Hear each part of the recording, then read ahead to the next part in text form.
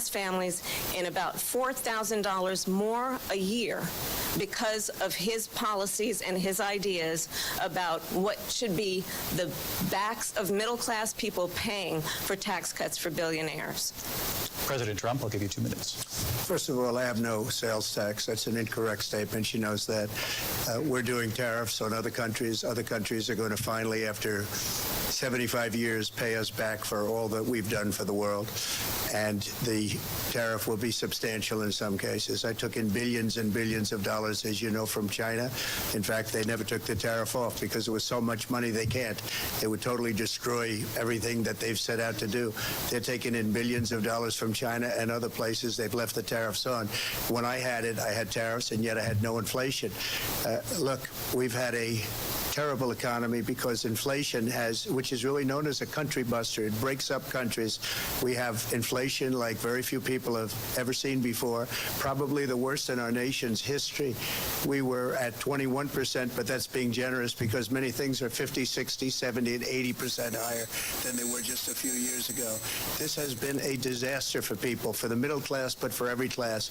On top of that, we have millions of people pouring into our country from prisons and jails, from mental institutions and insane asylums, and they're coming in and they're taking jobs that are occupied right now by African Americans and Hispanics, and also unions. Unions are going to be affected very soon.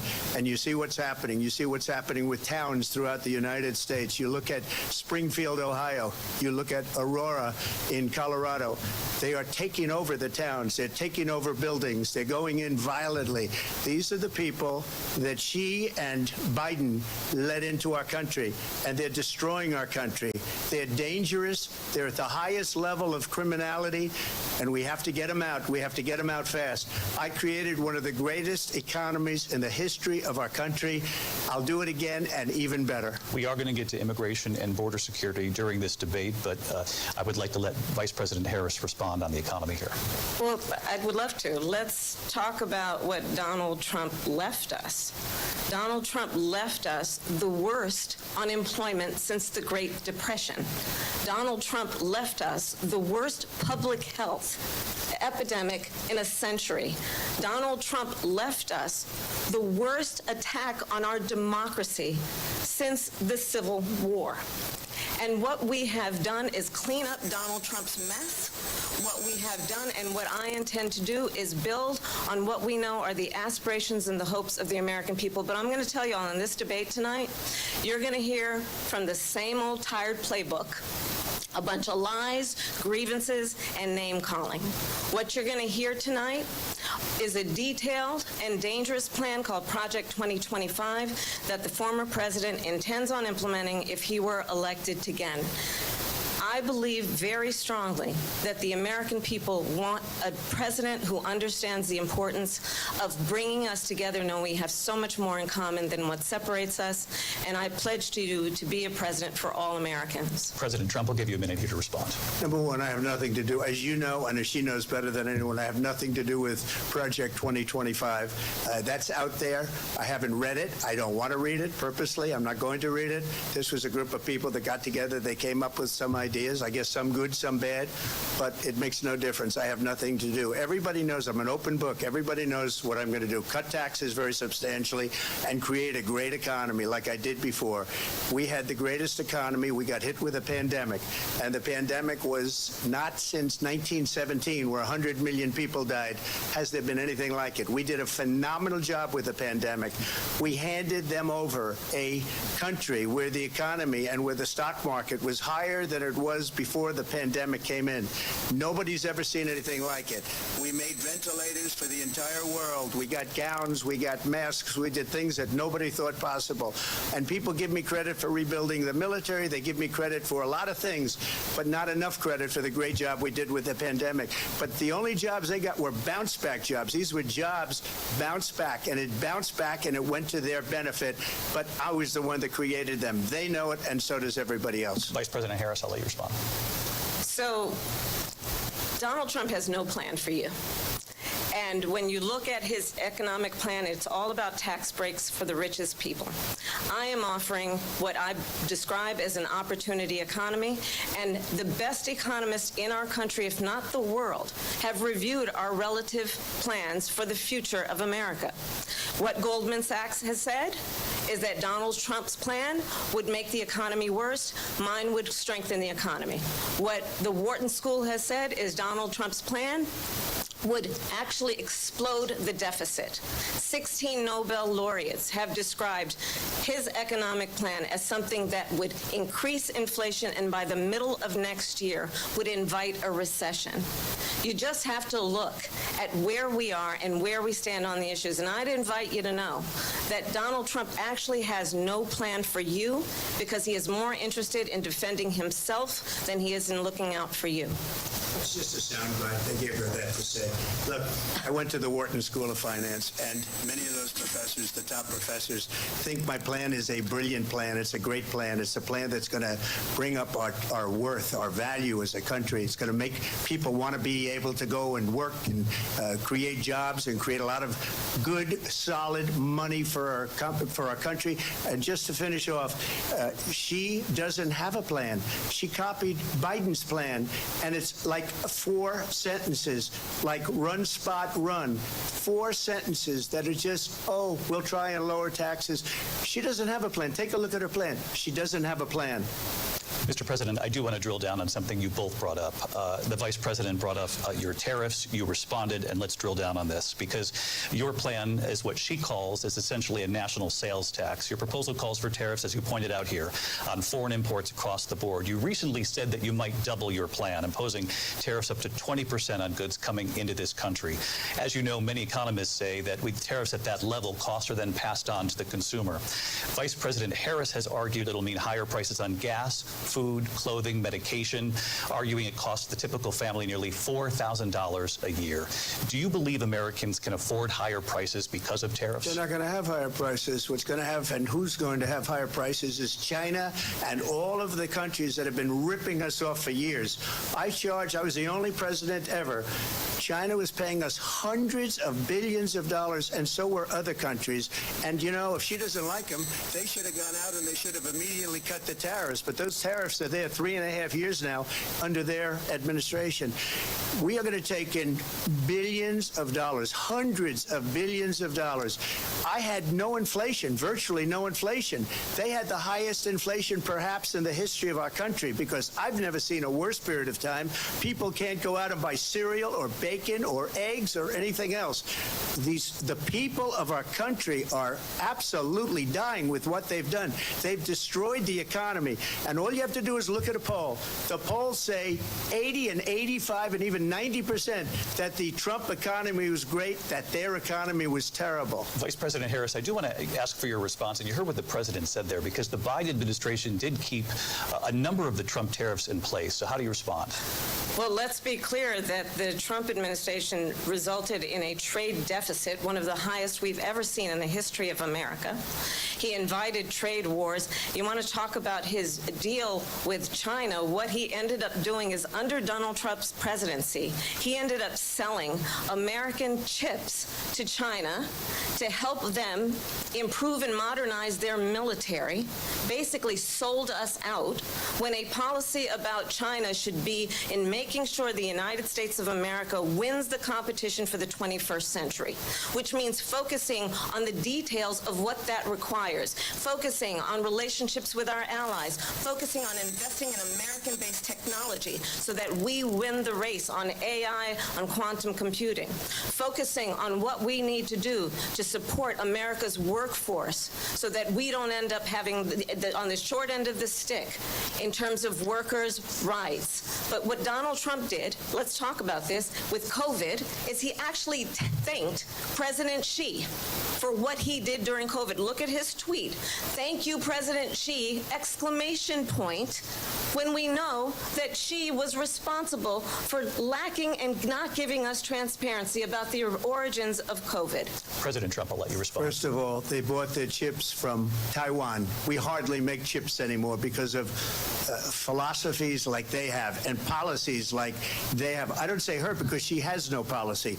Everything that she believed 3 years ago and 4 years ago is out the window. She's going to my philosophy now. In fact, I was going to send her a MAGA hat. She's gone to my philosophy. But if she ever got elected, she'd change it. And it will be the end of our country. She's a Marxist. Everybody knows she's a Marxist. Her father's a Marxist professor in economics, and he taught her well. But when you look at what she's done to our country, and when you look at these millions and millions of people that are pouring into our country monthly, where it's, I believe, 21 million people, not the 15 that people say, and I think it's a lot higher than the 21. That's bigger than New York State pouring in. And just look at what they're doing to our country. They're criminals. Many of these people coming in are criminals. And that's bad for our economy, too. You know, you mentioned before, we'll talk about immigration later. Well, bad immigration is the worst thing that can happen to our economy. They have, and she has, destroyed our country with policy that's insane. Almost policy that you'd say they have to hate our country. President Trump, thank you. Lindsay? I want to turn to the issue of abortion. President Trump, you've often touted that you were able to kill Roe v. Wade. Last year, you said that you were proud to be the most pro-life president in American history. Then last month, you said that your administration would be great for women and their reproductive rights. In your home state of Florida, you surprised many with regard to your 6-week abortion ban because you initially had said that it was too short. And you said, quote, I'm going to be voting that we need more than 6 weeks. But then the very next day, you reversed course and said you would vote to support the 6-week ban. Vice President Harris says that women shouldn't trust you on the issue of abortion because you've changed your position so many times. Therefore, why should they trust you? Well, the reason I'm doing that vote is because the plan is, as you know, the vote is, they have abortion in the 9th month. They even have, and you can look at the governor of West Virginia, the previous governor of West Virginia, not the current governor, who's doing an excellent job, but the governor before, he said the baby will be born and we will decide what to do with the baby. In other words, we'll execute the baby. And that's why I did that, because that predominates, because they're radical. The Democrats are radical in that. And her vice presidential pick, which I think was a horrible pick, by the way, for our country, because he is really out of it. But her vice presidential pick says abortion in the 9th month is absolutely fine. He also says execution after birth. It's execution, no longer abortion, because the baby is born, is okay. And that's not okay with me, hence the vote. But what I did is something for 52 years they've been trying to get Roe v. Wade into the states. And through the genius and heart and strength of 6 Supreme Court justices, we were able to do that. Now, I believe in the exceptions for rape, incest, and life of the mother. I believe strongly in it. Ronald Reagan did also. 85% of Republicans do. Exceptions. Very important. But we were able to get it, and now states are voting on it. And for the first time, you're going to see, look, this is an issue that's torn our country apart for 52 years. Every legal scholar, every Democrat, every Republican, liberal, conservative, they all wanted this issue to be brought back to the states where the people could vote. And that's what happened. Now, Ohio, the vote was somewhat liberal. Kansas, the vote was somewhat liberal, much more liberal than people would have thought. But each individual state is voting. It's the vote of the people now. It's not tied up in the federal government. I did a great service in doing it. It took courage to do it. And the Supreme Court had great courage in doing it. And I give tremendous credit to those 6 justices. There is no state in this country where it is legal to kill a baby after it's born. Madam Vice President, I want to get your response to President Trump. Well, as I said, you're going to hear a bunch of lies, and that's not actually a surprising fact. Let's understand how we got here. Donald Trump hand-selected 3 members of the United States Supreme Court with the intention that they would undo the protections of Roe v. Wade. And they did exactly as he intended. And now in over 20 states, there are Trump abortion bans, which make it criminal for a doctor or nurse to provide health care. In one state, it provides prison for life. Trump abortion bans that make no exception even for rape and incest, which understand what that means. A survivor of a crime of violation to their body does not have the right to make a decision about what happens to their body next. That is immoral. And one does not have to abandon their faith or deeply held beliefs to agree. The government, and Donald Trump certainly, should not be telling a woman what to do with her body. I have talked with women around our country. You want to talk about this is what people wanted? Pregnant women who want to carry a pregnancy to term, suffering from a miscarriage, being denied care in an emergency room because the healthcare providers are afraid they might go to jail, and she's bleeding out in a car in the parking lot. She didn't want that. Her husband didn't want that. A 12 or 13-year-old survivor of incest being forced to carry a pregnancy to term. They don't want that. And I pledge to you, when Congress passes a bill to put back in place the protections of Roe v. Wade, as President of the United States, I will proudly sign it into law. But understand, if Donald Trump were to be reelected, he will sign a national abortion ban.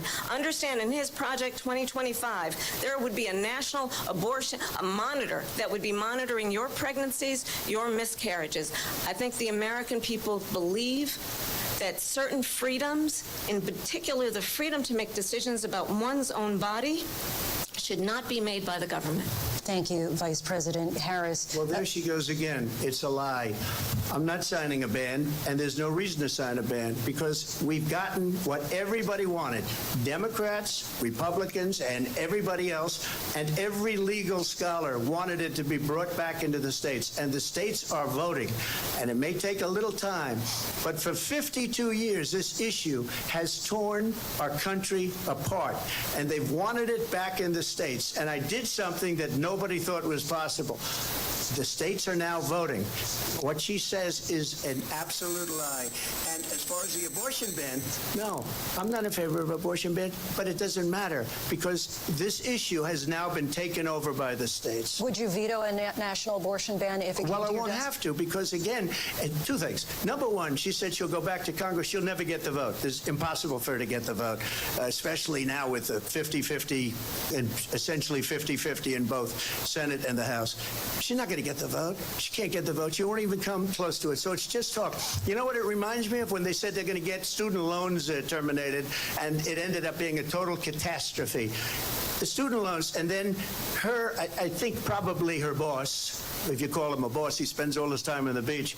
But look, her boss went out and said, we'll do it again. We'll do it a different way. And he went out, got rejected again by the Supreme Court. So all these students got taunted with this whole thing about this whole idea. And how unfair that would have been, part of the reason they lost, to the millions and millions of people that had to pay off their student loans. They didn't get it for free.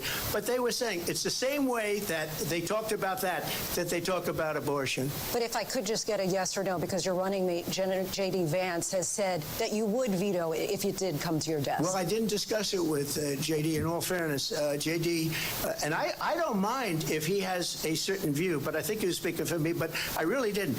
Look, we don't have to discuss it because she'd never be able to get it, just like she couldn't get student loans. They couldn't get student loans. They didn't even come close to getting student loans. They taunted young people and a lot of other people that had loans.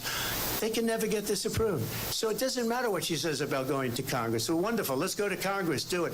But the fact is that for years they wanted to get it out of Congress and out of the federal government, and we did something that everybody said couldn't be done. And now you have a vote of the people on abortion.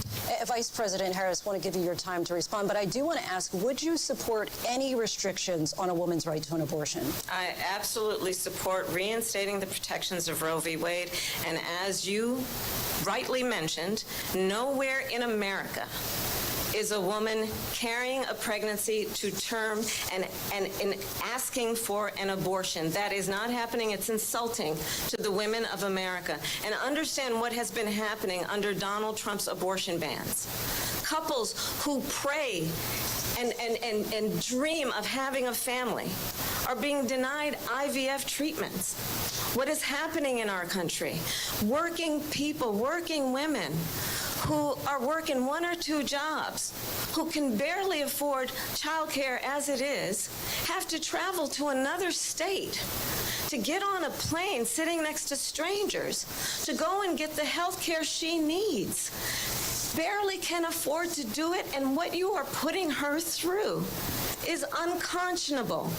And the people of America have not, the majority of Americans believe in a woman's right to make decisions about her own body, and that is why in every state where this issue has been on the ballot, in red and blue states both, the people of America have voted for freedom. Vice President Harris, Excuse me, I thank have you. to respond. Another lie. It's another lie. I have been a leader on IVF, which is fertilization. The IVF, I have been a leader. In fact, when they got a very negative decision on IVF from the Alabama courts, I saw the people of Alabama and the legislature 2 days later voted it in. I've been a leader on it. They know that, and everybody else knows it.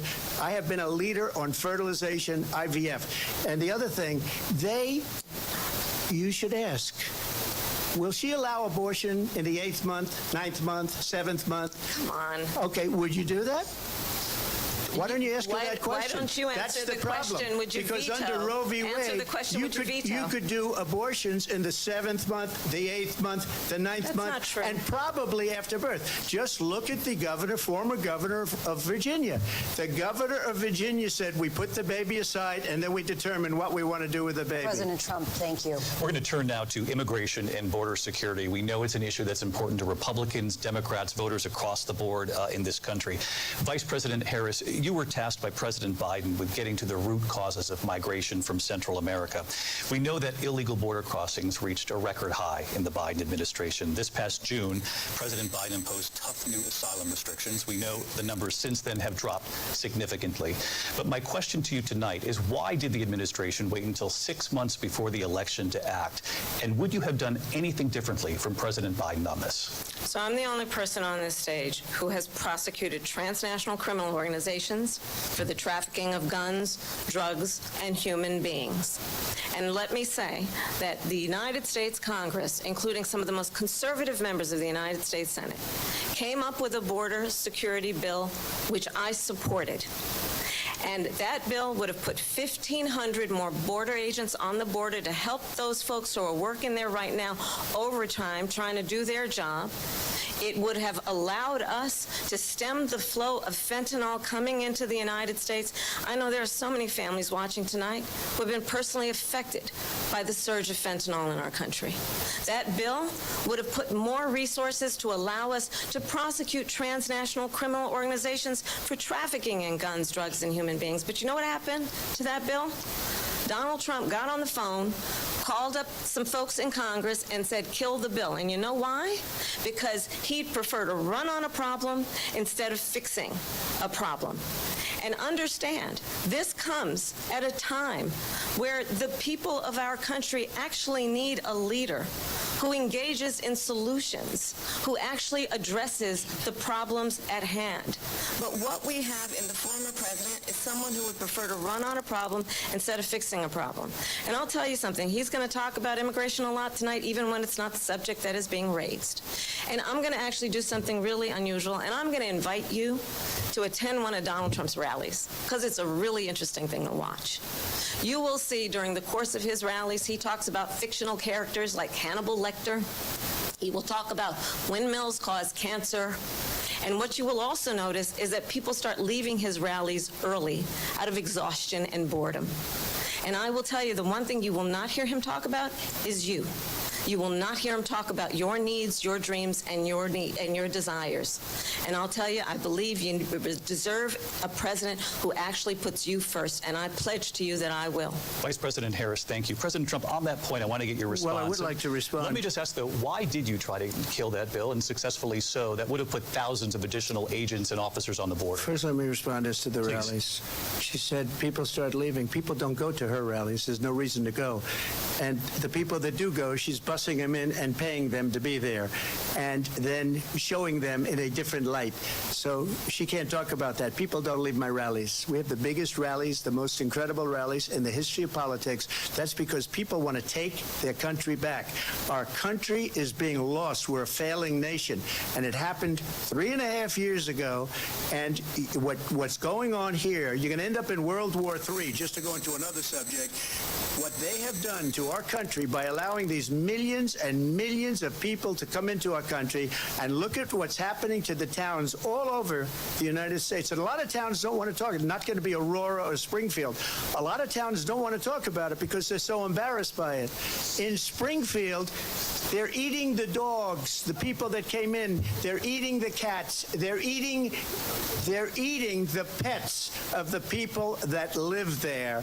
And this is what's happening in our country, and it's a shame. As far as rallies are concerned, as far as the reason they go is they like what I say. They want to bring our country back. They want to make America great again. It's a very simple phrase, make America great again. She's destroying this country, and if she becomes president, this country doesn't have a chance of success. Not only success, we'll end up being Venezuela on steroids. I just want to clarify here. You bring up Springfield, Ohio, and ABC News did reach out to the city manager there. He told us there have been no credible reports of specific claims of pets being harmed, injured, or abused by individuals within the immigrant community. Well, I've seen people on television. Let me just say here, this is the people on television say my dog was taken and used for food. So maybe he said that, and maybe that's a good thing to say for a city manager. I'm not taking this from television. But the people on television saying their dog was eaten by the people that went there. Again, the Springfield city manager says there's no evidence of that. Vice President Harris, I'll let you respond to the rest of what you've heard. Talk about extreme.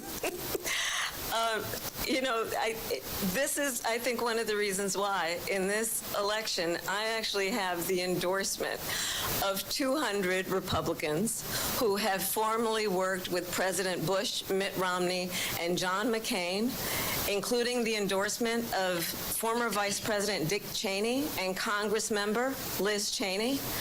And if you want to really know the inside track on who the former president is, if he didn't make it clear already, just ask people who have worked with him. His former chief of staff, a 4-star general, has said he has contempt for the Constitution of the United States. His former national security advisor has said he is dangerous and unfit. His former Secretary of Defense has said the nation, the Republic, would never survive another Trump term. And when we listen to this kind of rhetoric, when the issues that affect the American people are not being addressed, I think the choice is clear in this election. President Trump, I'll give you a quick minute to respond here. Thank you, because when I hear that, see, I'm a different kind of a person. I fired most of those people. Not so graciously. They did bad things or a bad job. I fired them. They never fired one person. They didn't fire anybody having to do with Afghanistan and the Taliban and the 13 people whose were just killed, viciously and violently killed. And I got to know the parents and the family. They didn't fire. They should have fired all those generals, all those top people, because that was one of the most incompetently handled situations anybody has ever seen. So when somebody does a bad job, I fire him. And you take a guy like Esper. He was no good. I fired him. So he writes a book. Another one writes a book. Because with me, they can write books. With nobody else can they. But they have done such a poor job. And they never fire anybody. Look at the economy. Look at the inflation. They didn't fire any of their economists. They have the same people. That's a good way not to have books written about you. But just to finish, I got more votes than any Republican in history by far. In fact, I got more votes than any president, sitting president, in history by far.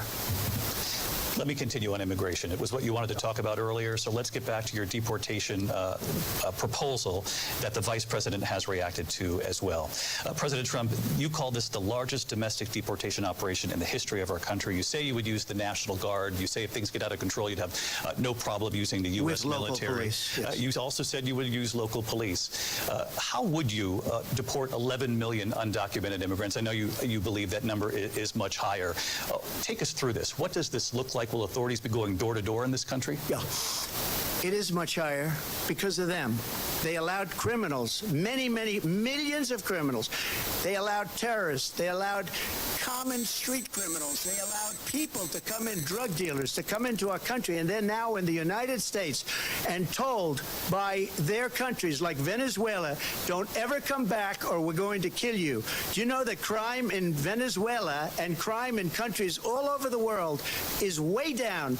You know why? Because they've taken their criminals off the street and they've given them to her to put into our country.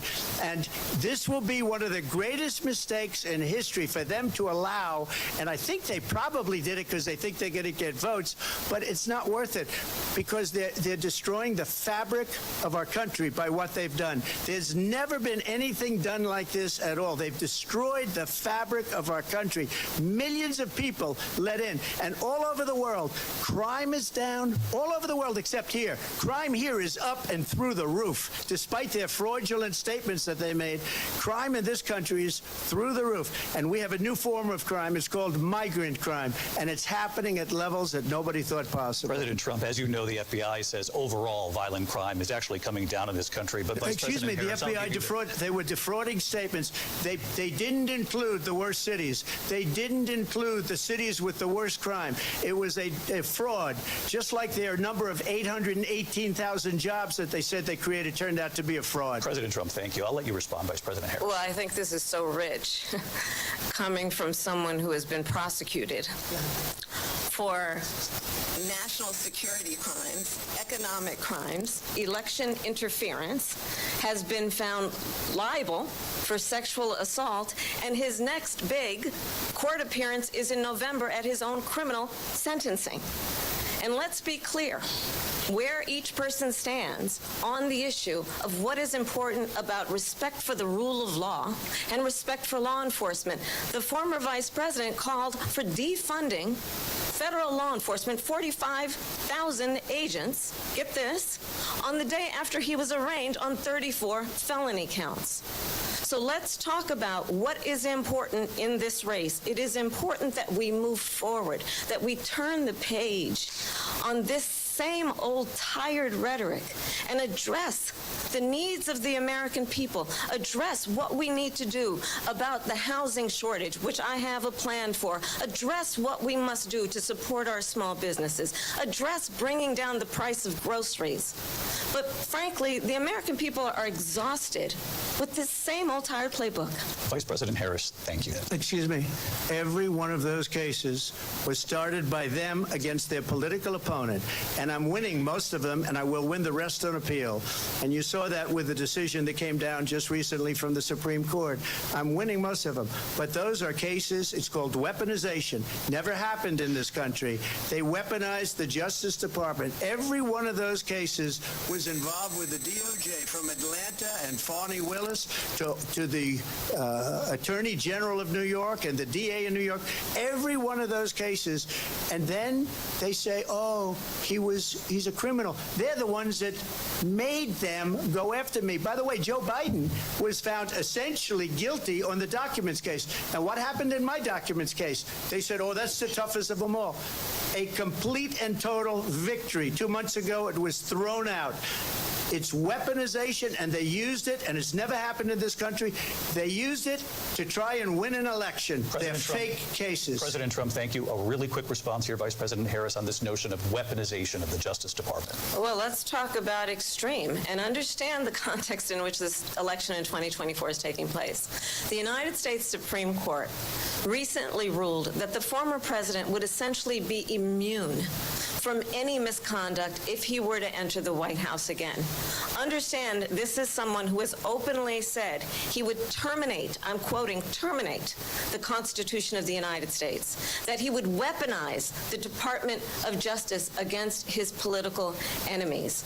Someone who has openly expressed disdain for members of our military. Understand what it would mean if Donald Trump were back in the White House with no guardrails, because certainly we know now the court won't stop him. We know J.D. Vance is not going to stop him. It's up to the American people Vice President Harris, thank you. Lindsay? Vice President Harris, in your last run for president. This is the one that weaponized, not me. She weaponized. I probably took a bullet to the head because of the things that they say about me. They talk about democracy. I'm a threat to democracy. They're the threat to democracy with a fake Russia investigation We do have a lot to that get. went nowhere. We have a lot to get to. Lindsay?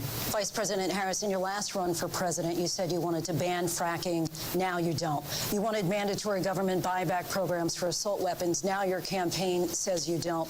You supported decriminalizing border crossings. Now you're taking a harder line. I know you say that your values have not changed. So then why have so many of your policy positions changed? So my values have not changed, and I'm going to discuss every one of at least every point that you've made. But in particular, let's talk about fracking because we're here in Pennsylvania. I made that very clear in 2020. I will not ban fracking.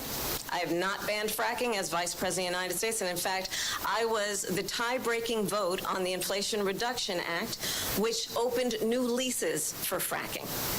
My position is that we have got to invest in diverse sources of energy so we reduce our reliance on foreign oil. We have had the largest increase in domestic oil production in history because of an approach that recognizes that we cannot over-rely on foreign oil. As it relates to my values, let me tell you, I grew up a middle-class kid raised by a hardworking mother who worked and saved and was able to buy our first home when I was a teenager. The values I bring to the importance of home ownership, knowing not everybody got handed $400 million on a silver platter and then filed bankruptcy 6 times, is a value that I bring to my work to say we are going to work with the private sector and home builders to increase by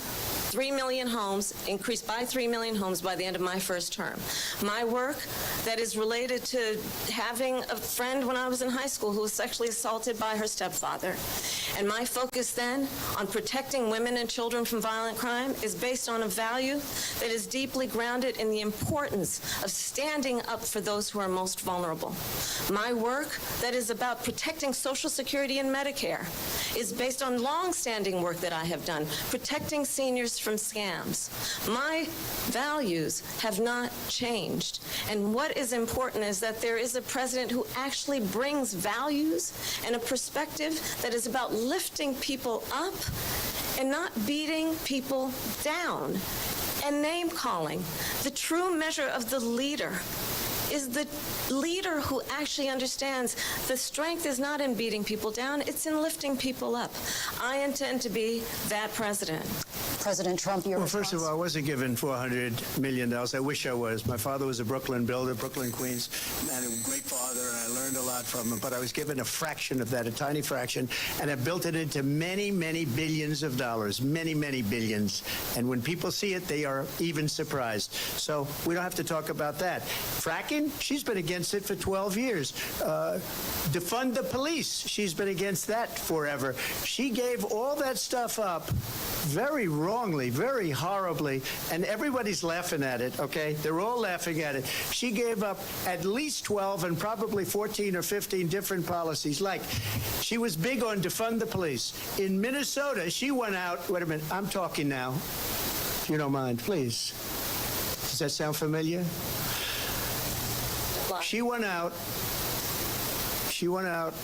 in Minnesota and wanted to let criminals that killed people, that burned down Minneapolis, she went out and raised money to get them out of jail. She did things that nobody would ever think of. Now she wants to do transgender operations on illegal aliens that are in prison. This is a radical left liberal that would do this. She wants to confiscate your guns, and she will never allow fracking in Pennsylvania. If she won the election, fracking in Pennsylvania will end on day one. Just to finish one thing so important in my opinion. So I got the oil business going like nobody has ever done before. When they took over, they got rid of it, started getting rid of it, and the prices were going up the roof. They immediately let these guys go to where they were. I would have been 5 times, 4 times, 5 times higher, because you're talking about 3.5 years ago. They got it up to where I was because they had no choice, because the prices of energy were quadrupling and doubling. You saw what happened to gasoline. So they said, let's go back to Trump. But if she won the election, the day after that election, they'll go back to destroying our country, and oil will be dead, fossil fuel will be dead, we'll go back to windmills, and we'll go back to solar, where they need a whole desert to get some energy to come out of it. You ever see a solar plant? By the way, I'm a big fan of solar, but they take 400, 500 acres of desert President soil. Trump, we have a These lot are of not good issues things that we for the have to get environment, to. as We're she out of time. understands. Thank you. Lindsay, thank you. We have an election in just 56 days. And I want to talk about the peaceful transfer of power, which, of course, we all know is a cornerstone of our democracy, and the role of a president in a moment of crisis. Mr. President, on January 6th, you told your supporters to march to the Capitol. You said you would be right there with them. The country and the world saw what played out at the Capitol that day, the officers coming under attack. Aides in the West Wing say you watched it unfold on television off the Oval Office. You did send out tweets, but it was more than 2 hours before you sent out that video message telling your supporters to go home. Is there anything you regret about what you did on that day?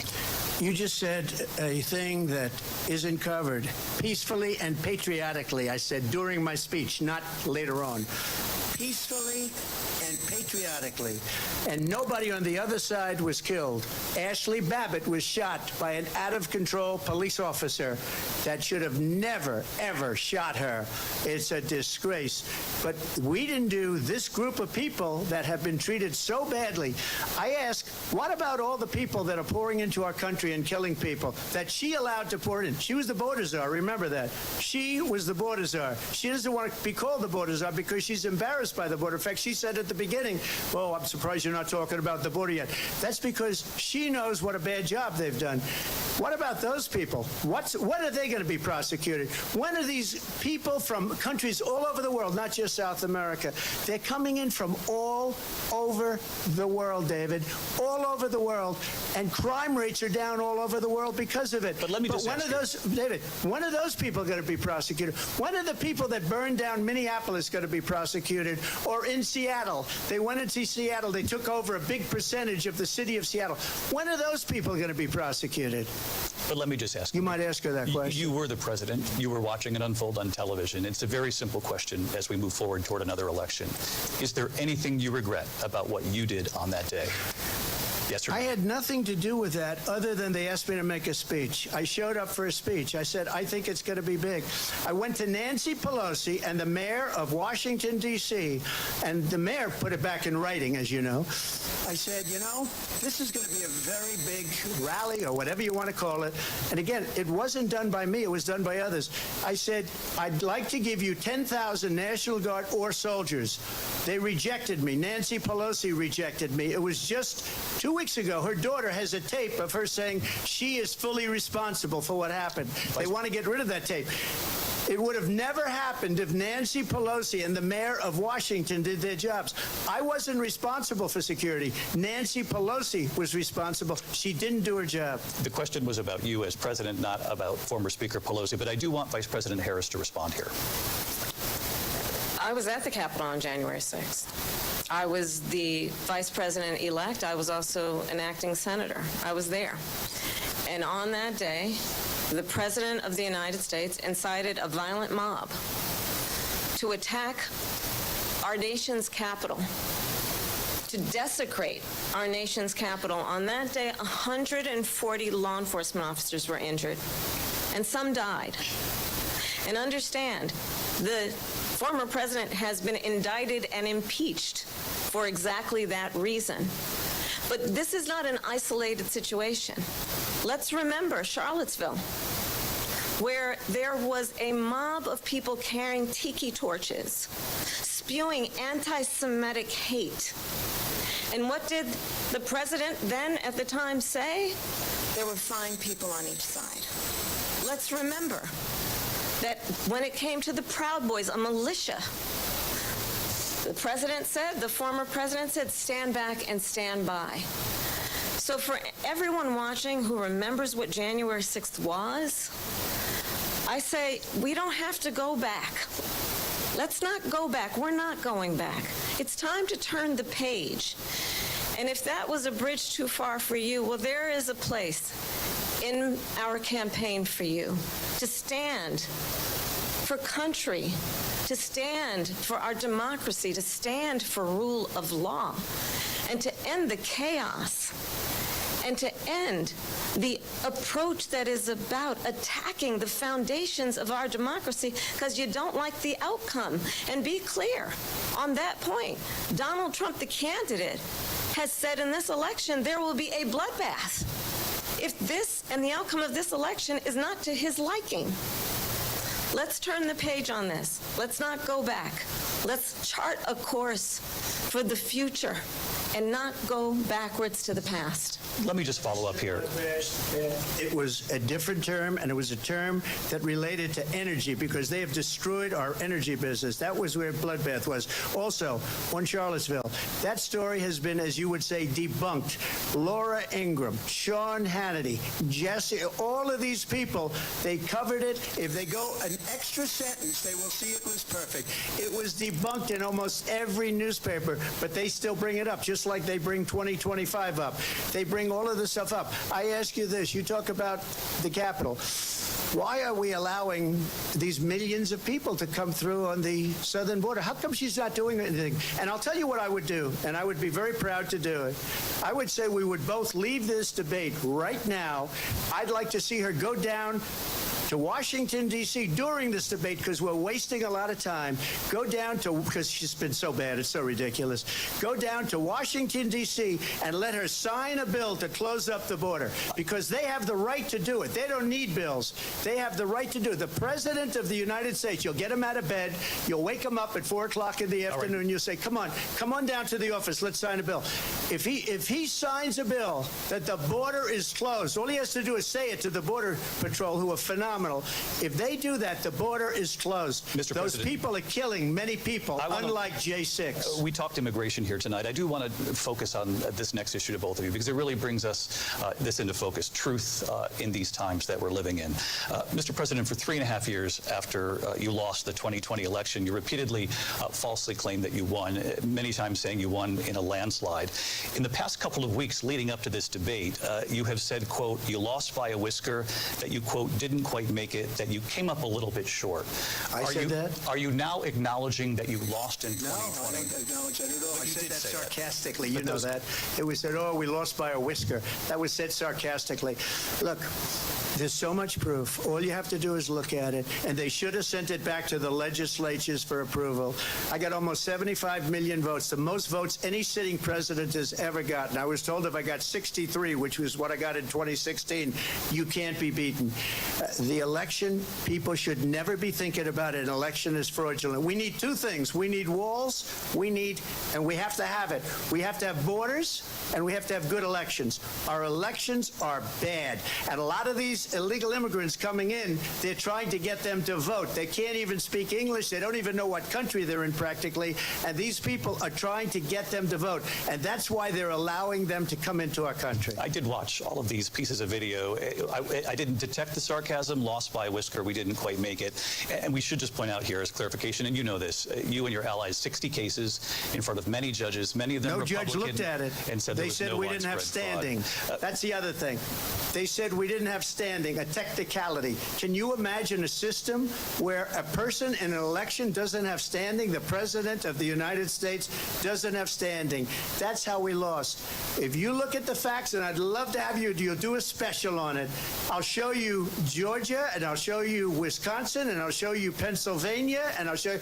We have so many facts and statistics, but you know what? That doesn't matter because we have to solve the problem that we have right now. That's old news. And the problem that we have right now is we have a nation in decline, and they have put it into decline. We have a nation that is dying, David. Mr. President, thank you. Vice President Harris, you heard the president there tonight. He said he didn't say that he lost by a whisker, so he still believes he did not. not lose the election that was won by President Biden and yourself. But I do want to ask you about something that's come up in the last couple of days. This was a post from President Trump about this upcoming election just weeks away. He said, when I win, those people who cheated, and then he lists donors, voters, election officials, he says will be prosecuted to the fullest extent of the law, which will include long-term prison sentences. One of your campaign's top lawyers responded saying, we won't let Donald Trump intimidate us. We won't let him suppress the vote. Is that what you believe he's trying to do here? Donald Trump was fired by 81 million people. So let's be clear about that. And clearly he is having a very difficult time processing that. But we cannot afford to have a president of the United States who attempts, as he did in the past, to upend the will of the voters in a free and fair election. And I'm going to tell you that I have traveled the world as Vice President of the United States, and world leaders are laughing at Donald Trump. I have talked with military leaders, some of whom worked with you, and they say you're a disgrace. And when you then talk in this way in a presidential debate and deny what over and over again are court cases you have lost because you did, in fact, lose that election, it leads one to believe that perhaps we do not have in the candidate to my right the temperament or the ability to not be confused about fact. That's deeply troubling, and the American people deserve better. I'll give you 1 minute to respond, Mr. President. Let me just say about world leaders. Viktor Orban, one of the most respected men, they call him a strong man. He's a tough person, smart. Prime Minister of Hungary. They said, why is the whole world blowing up? 3 years ago it wasn't. Why is it blowing up? He said, because you need Trump back as president. They were afraid of him. China was afraid, and I don't like to use the word afraid, but I'm just quoting him. China was afraid of him. North Korea was afraid of him. Look at what's going on with North Korea, by the way. He said Russia was afraid of him. I ended the Nord Stream 2 pipeline, and Biden put it back on day one, but he ended the XL pipeline. The XL pipeline in our country, he ended that. But he let the Russians build a pipeline going all over Europe and heading into Germany, the biggest pipeline in the world. Look, Viktor Orban said it. He said the most respected, most feared person is Donald Trump. We had no problems when Trump was president, but when this weak, pathetic man that you saw at a debate just a few months ago, that if he weren't in that debate, he'd be running instead of her. She got no votes. He got 14 million votes. What you did, you talk about a threat to democracy. He got 14 million votes, and they threw him out of office. And you know what? I'll give you a little secret. He hates her. He can't stand her. But he got 14 million votes. They threw him out. She got 0 votes. And when she ran, she was the first one to leave because she failed. And now she's running. I don't understand it, but I'm okay with it because your time is I think we're going to do very well. We've got a lot more to get to. Turning now to the Israel-Hamas war and the hostages who are still being held, Americans among them. Vice President Harris, in December, you said, quote, Israel has a right to defend itself, but you added, quote, it matters how, saying international humanitarian law must be respected. Israel must do more to protect innocent civilians. You said that 9 months ago. Now an estimated 40,000 Palestinians are dead. Nearly 100 hostages remain. Just last week, Prime Minister Benjamin Netanyahu said there's not a deal in the making. President Biden has not been able to break through the stalemate. How would you do it? Well, let's understand how we got here. On October 7, Hamas, a terrorist organization, slaughtered 1,200 Israelis, many of them young people who were simply attending a concert. Women were horribly raped. And so absolutely, I said then, I say now, Israel has a right to defend itself. We would. And how it does so matters, because it is also true, far too many innocent Palestinians have been killed. Children, mothers. What we know is that this war must end. It must end immediately, and the way it will end is we need a ceasefire deal and we need the hostages out. And so we will continue to work around the clock on that. work around the clock, also understanding that we must chart a course for a two-state solution. And in that solution, there must be security for the Israeli people and Israel, and in equal measure for the Palestinians. But the one thing I will assure you always, I will always give Israel the ability to defend itself, in particular as it relates to Iran and any threat that Iran and its proxies pose to Israel. But we must have a two-state solution where we can rebuild Gaza, where the Palestinians have security, self-determination, and the dignity they so rightly deserve. President Trump, how would you negotiate with Netanyahu and also Hamas in order to get the hostages out and prevent the killing of more innocent civilians in Gaza? If I were president, it would have never started. If I were president, Russia would have never, ever, I know Putin very well, he would have never, and there was no threat of it either, by the way, for 4 years, have gone into Ukraine and killed millions of people when you add it up, far worse than people understand what's going on over there. But when she mentions about Israel, all of a sudden, she hates Israel. She wouldn't even meet with Netanyahu when he went to Congress to make a very important speech. She refused to be there because she was at a sorority party of hers. She wanted to go to the sorority party. She hates Israel. If she's president, I believe that Israel will not exist within 2 years from now. And I've been pretty good at predictions, and I hope I'm wrong about that one. She hates Israel. At the same time, in her own way, she hates the Arab population because the whole place is going to get blown up. Arabs, Jewish people, Israel will be gone. It would have never happened. Iran was broke under Donald Trump. Now Iran has $300 billion because they took off all the sanctions that I had. Iran had no money for Hamas or Hezbollah or any of the 28 different spheres of terror. And they are spheres of terror, horrible terror. They had no money. It was a big story, and you know it. You covered it very well, actually. They had no money for terror. They were broke. Now they're a rich nation. And now what they're doing is they're spreading that money around. Look at what's happening with the Houthis and Yemen. Look at what's going on in the Middle East. This would have never happened. I will get that settled and fast, and I'll get the war with Ukraine and Russia ended.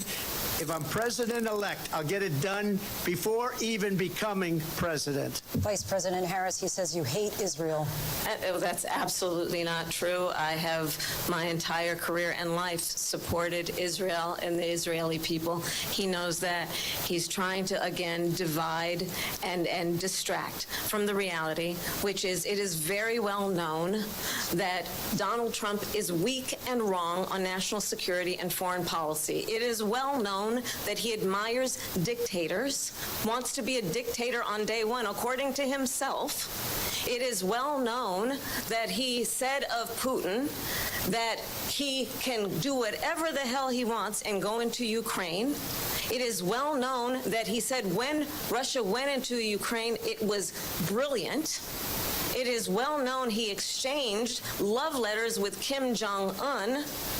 And it is absolutely well known that these dictators and autocrats are rooting for you to be president again because they're so clear. They can manipulate you with flattery and favors. And that is why so many military leaders who you have worked with have told me you are a disgrace. That is why we understand that we have to have a president who is not consistently weak and wrong on Vice national President security, Harris. including the importance of upholding and respecting in highest regard our military. Vice President Harris, thank you. They're the ones, and she's the one that caused it, that's weak on national security by allowing every nation last month for the year, 168 different countries sending people into our country. Their crime rates are way down. Putin endorsed her last week, said, I hope she wins, and I think he meant it. because what he's gotten away with is absolutely incredible. It wouldn't have happened with me. The leaders of other countries think that they're weak and incompetent, and they are. They're grossly incompetent. And I just ask one question. Why does Biden go in and kill the Keystone Pipeline and approve the single biggest deal that Russia's ever made, Nord Stream 2, the biggest pipeline anywhere in the world going to Germany and all over Europe? Because they're weak and they're ineffective. And Biden, by the way, President gets paid Trump, a lot of money. Thank you. We have a lot of issues to get to. We'll be right back with much more of this historic ABC News presidential debate from the National Constitution Center right here in Philadelphia. Back in a moment.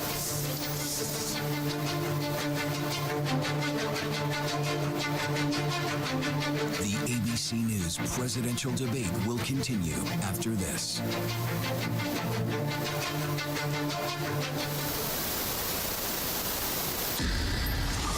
It was a regular day for 19-year-old Melissa Witt. She went to meet her mom at a bowling church league, but she never makes it into the bowling alley. My gut knew this was not a young girl who just ran away. New information and pools of blood were found by detectives.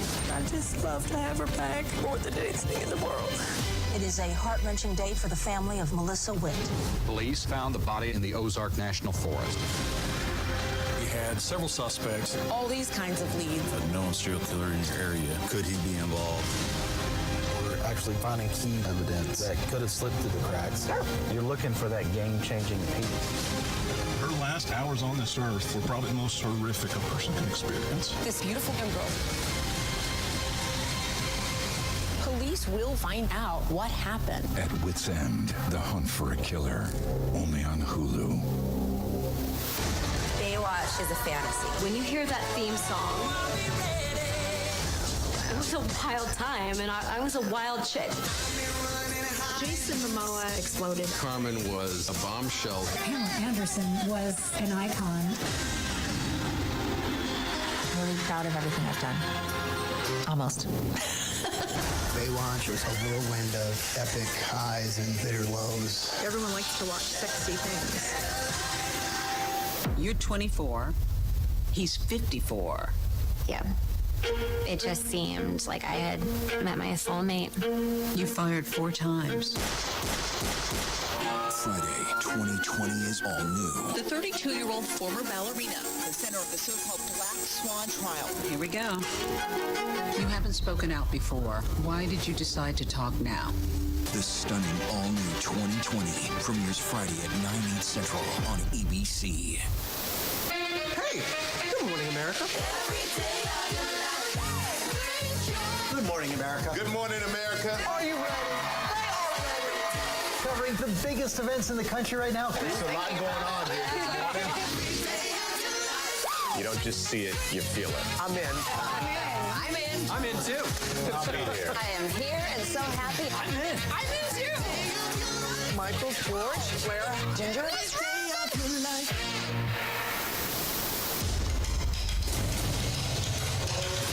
This is Impact by Nightline. Are you kidding me? My sense was that everybody around him was afraid of him. Brittany describes having a secret abortion that not even her family knew about. What's going on with Kate? What is the relationship like between Harry and William today? What did people start to say? You look great. Are you on Ozempic? I told the kids, I said, I'm not even going to let you eat breakfast until you get your chores done. She talks about tough love and harsh punishment. No, it's abuse. I think Scott Peterson murdered his wife and his child. Prove me wrong. Do you feel the church accepted abuse? Yep, that's him. Yep. Ready? Does your church protect sexual predators?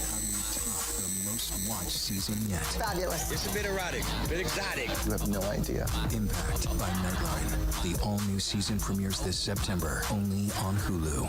Let's go. We are heading into the unknown. Oh my gosh. We just saw what no one has seen before. It doesn't get any more cutting edge than this.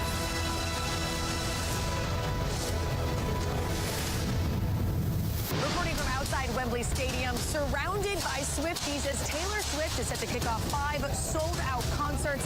I'm Maggie Rulli. You're streaming ABC News Live. What does it take to be the most watched newscast in America? We are part of an operation. Is this our combat operations center? We're approaching the gate. Militants came in from...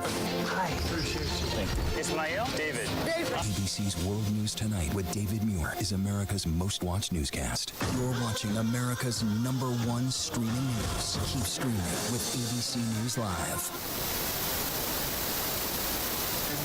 Live from the National Constitution Center in Philadelphia, Pennsylvania. Here again, David Muir and Lindsay Davis. Welcome back to this historic ABC News presidential debate tonight. We're going to continue here, and I want to turn to the war in Ukraine. We're now 2.5 years into this conflict. Mr. President, it has been the position of the Biden administration that we must defend Ukraine from Russia, from Vladimir Putin, to defend their sovereignty, their democracy, that it's in America's best interest to do so, arguing that if Putin wins, he may be emboldened to move even further into other countries. You have said you would solve this war in 24 hours. You said so just before the break tonight. How exactly would you do that? And I want to ask you a very simple question tonight. Do you want Ukraine to win this war? I want the war to stop. I want to save lives that are being uselessly, people being killed by the millions. It's the millions. It's so much worse than the numbers that you're getting, which are fake numbers. Look, we're in for $250 billion or more because they don't ask Europe, which is a much bigger beneficiary to getting this thing done than we are. They're in for $150 billion less because Biden and you don't have the courage to ask Europe like I did with NATO. They paid billions and billions, hundreds of billions of dollars when I said, either you pay up or we're not going to protect you anymore. So that's maybe one of the reasons they don't like me as much as they like weak people. But you take a look at what's happening. We're in for 250 to 275 billion. They're into 100 to 150. They should be forced to equalize. With that being said, I want to get the war settled. I know Zelensky very well, and I know Putin very well. I have a good relationship, and they respect your president, okay? They respect me. They don't respect Biden. How would you respect him? Why? For what reason? He hasn't even made a phone call in 2 years to Putin. Hasn't spoken to anybody. They don't even try and get it. That is a war that's dying to be settled. I will get it settled before I even become president. If I win, when I'm president-elect, and what I'll do is I'll speak to one, I'll speak to the other, I'll get them together. That war would have never happened. And in fact, when I saw Putin after I left, unfortunately left because our country has gone to hell. But after I left, when I saw him building up soldiers, he did it after I left, I said, oh, he must be negotiating. It must be a good, strong point of negotiation. Well, it wasn't, because Biden had no idea how to talk to him. He had no idea how to stop it. And now you have millions of people dead, and it's only getting worse, and it could lead to World War III. Don't kid yourself, David. We're playing with World War III, and we have a president that we don't even know if he's... Where is our president? We don't even know if he's a president. And just to clarify they here... They threw him out of a campaign like a dog. We don't even know. Is he our president? But we have a president, Mr. President, that doesn't know he's alive. Your time is up. Just to clarify in the question, do you believe it's in the U.S. best interest for Ukraine to win this war, yes or no? I think it's the U.S. best interest to get this war finished and just get it done. All right. Negotiate a deal, because we have to stop all of these human lives from being destroyed. I want to take this to Vice President Harris. I want to get your thoughts on support for Ukraine in this moment, but also, as Commander-in-Chief, if elected, how would you deal with Vladimir Putin, and would it be any different from what we're seeing from President Biden? Well, first of all, it's important to remind the former president you're not running against Joe Biden, you're running against me. I believe the reason that Donald Trump says that this war would be over within 24 hours is because he would just give it up. And that's not who we are as Americans. Let's understand what happened here. I actually met with Zelensky a few days before Russia invaded, tried through force to change territorial boundaries, to defy one of the most important international rules and norms, which is the importance of sovereignty and territorial integrity. And I met with President Zelensky. I shared with him American intelligence about how he could defend himself. Days later, I went to NATO's eastern flank, to Poland and Romania. And through the work that I and others did, we brought 50 countries together to support Ukraine in its righteous defense. And because of our support, because of the air defense, the ammunition, the artillery, the javelins, the Abrams tanks that we have provided, Ukraine stands as an independent and free country. If Donald Trump were president, Putin would be sitting in Kyiv right now. And understand what that would mean, because Putin's agenda is not just about Ukraine.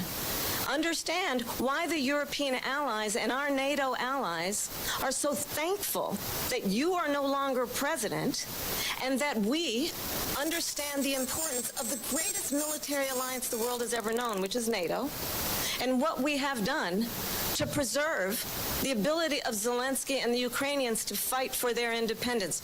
Otherwise, Putin would be sitting in Kyiv with his eyes on the rest of Europe, starting with Poland. And why don't you tell the 800,000 Polish Americans right here in Pennsylvania how quickly you would give up for the sake of favor and what you think is a friendship with what is known to be a dictator who would eat you for lunch. Vice President Harris, thank you. We've heard from both of you on Ukraine tonight. Afghanistan came up in the last hour. I wanted her to respond to something you said earlier, and I'll give you a minute here.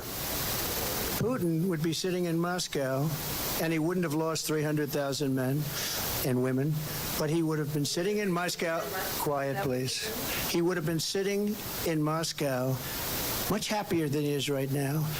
But eventually, you know, he's got a thing that other people don't have. He's got nuclear weapons. They don't ever talk about that. He's got nuclear weapons. Nobody ever thinks about that. And eventually, maybe he'll use them, and maybe he hasn't been that threatening. But he does have that, something we don't even like to talk about. Nobody likes to talk about it. But just so you understand, they sent her to negotiate peace before this war started. 3 days later, he went in and he started the war because everything they said was weak and stupid. They said the wrong things. That war should have never started. She was the emissary. They sent her in to negotiate with Zelensky and Putin, and she did. And the war started 3 days later. And that's the kind of talent we have with her. She's worse than Biden. In my opinion, I think he's the worst president in the history of our country. She goes down as the worst vice president in the history of our country. But let me tell you something. She is a horrible negotiator. They sent her in to negotiate. As soon as they left, Putin did the invasion. President Trump, thank you. You did bring up something. You said she went to negotiate with Vladimir Putin. Vice President Harris, have you ever met Vladimir Putin? Can you clarify tonight? Yet again, I said at the beginning of this debate, you're going to hear a bunch of lies coming from this fellow. And that is another one. When I went to meet with President Zelensky, I've now met with him over 5 times. The reality is it has been about standing as America always should, as a leader upholding international rules and norms, as a leader who shows strength, understanding that the alliances we have around the world are dependent on our ability to look out for our friends and not favor our enemies because you adore strongmen instead of caring about democracy. And that is very much what is at stake here. The President of the United States is Commander-in-Chief, and the American people have a right to rely on a president who understands the significance of America's role and responsibility in terms of ensuring that there is stability and ensuring we stand up for our principles and not sell them for the benefit of personal flattery. We've talked about Ukraine and Vladimir Putin. I do want to talk about Afghanistan. It came up in the first hour of this debate. I wanted to move on to Afghanistan. Stoltenberg said Trump did the most amazing thing I've ever seen. He got these countries, the 28 countries at the time, to pay up. He said, I've never seen. He's the head of NATO. He said, I've never seen. For years, we were paying almost all of NATO. We were being ripped off by European nations, both on trade and on NATO. I got them to pay up by saying one of the statements you made before, if you don't pay, we're not going to protect you. President Otherwise, Trump. we would have never gotten it. He said it was one of the most incredible jobs that he's ever seen done. Thank you. I want to turn to Afghanistan. It came up in the first hour of the debate, and we witnessed a poignant moment today on Capitol Hill, honoring the soldiers who died in the chaotic withdrawal from Afghanistan. I do want to ask the Vice President, do you believe you bear any responsibility in the way that withdrawal played out? Well, I will tell you, I agreed with President Biden's decision to pull out of Afghanistan. 4 presidents said they would, and Joe Biden did. And as a result, America's taxpayers are not paying the $300 million a day we were paying for that endless war. And as of today, there is not one member of the United States military who is in active duty in a combat zone in any war zone around the world, the first time this century. But let's understand how we got to where we are. Donald Trump, when he was president, negotiated one of the weakest deals you can imagine. He calls himself a deal maker. Even his national security advisor said it was a weak, terrible deal. And here's how it went down. He bypassed the Afghan government. He negotiated directly with a terrorist organization called the Taliban. The negotiation involved the Taliban getting 5,000 Taliban terrorists released. And get this. And the president at the time invited the Taliban to Camp David, a place of storied significance for us as Americans, a place where we honor the importance of American diplomacy, where we invite and receive respected world leaders. And this former president, as president, invited them to Camp David because he does not, again, appreciate the role and responsibility of the President of the United States to be Commander-in-Chief with a level of respect.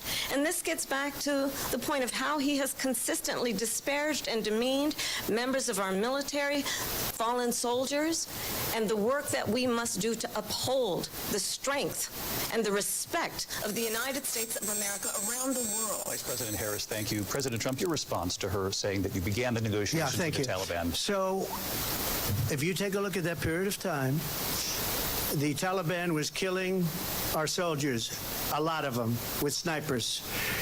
And I got involved with the Taliban because the Taliban was doing the killing. That's the fighting force within Afghanistan. They don't bother doing that because, they deal with the wrong people all the time. But I got involved. And Abdul is the head of the Taliban. He is still the head of the Taliban. And I told Abdul, don't do it anymore. You do it anymore, you're going to have problems.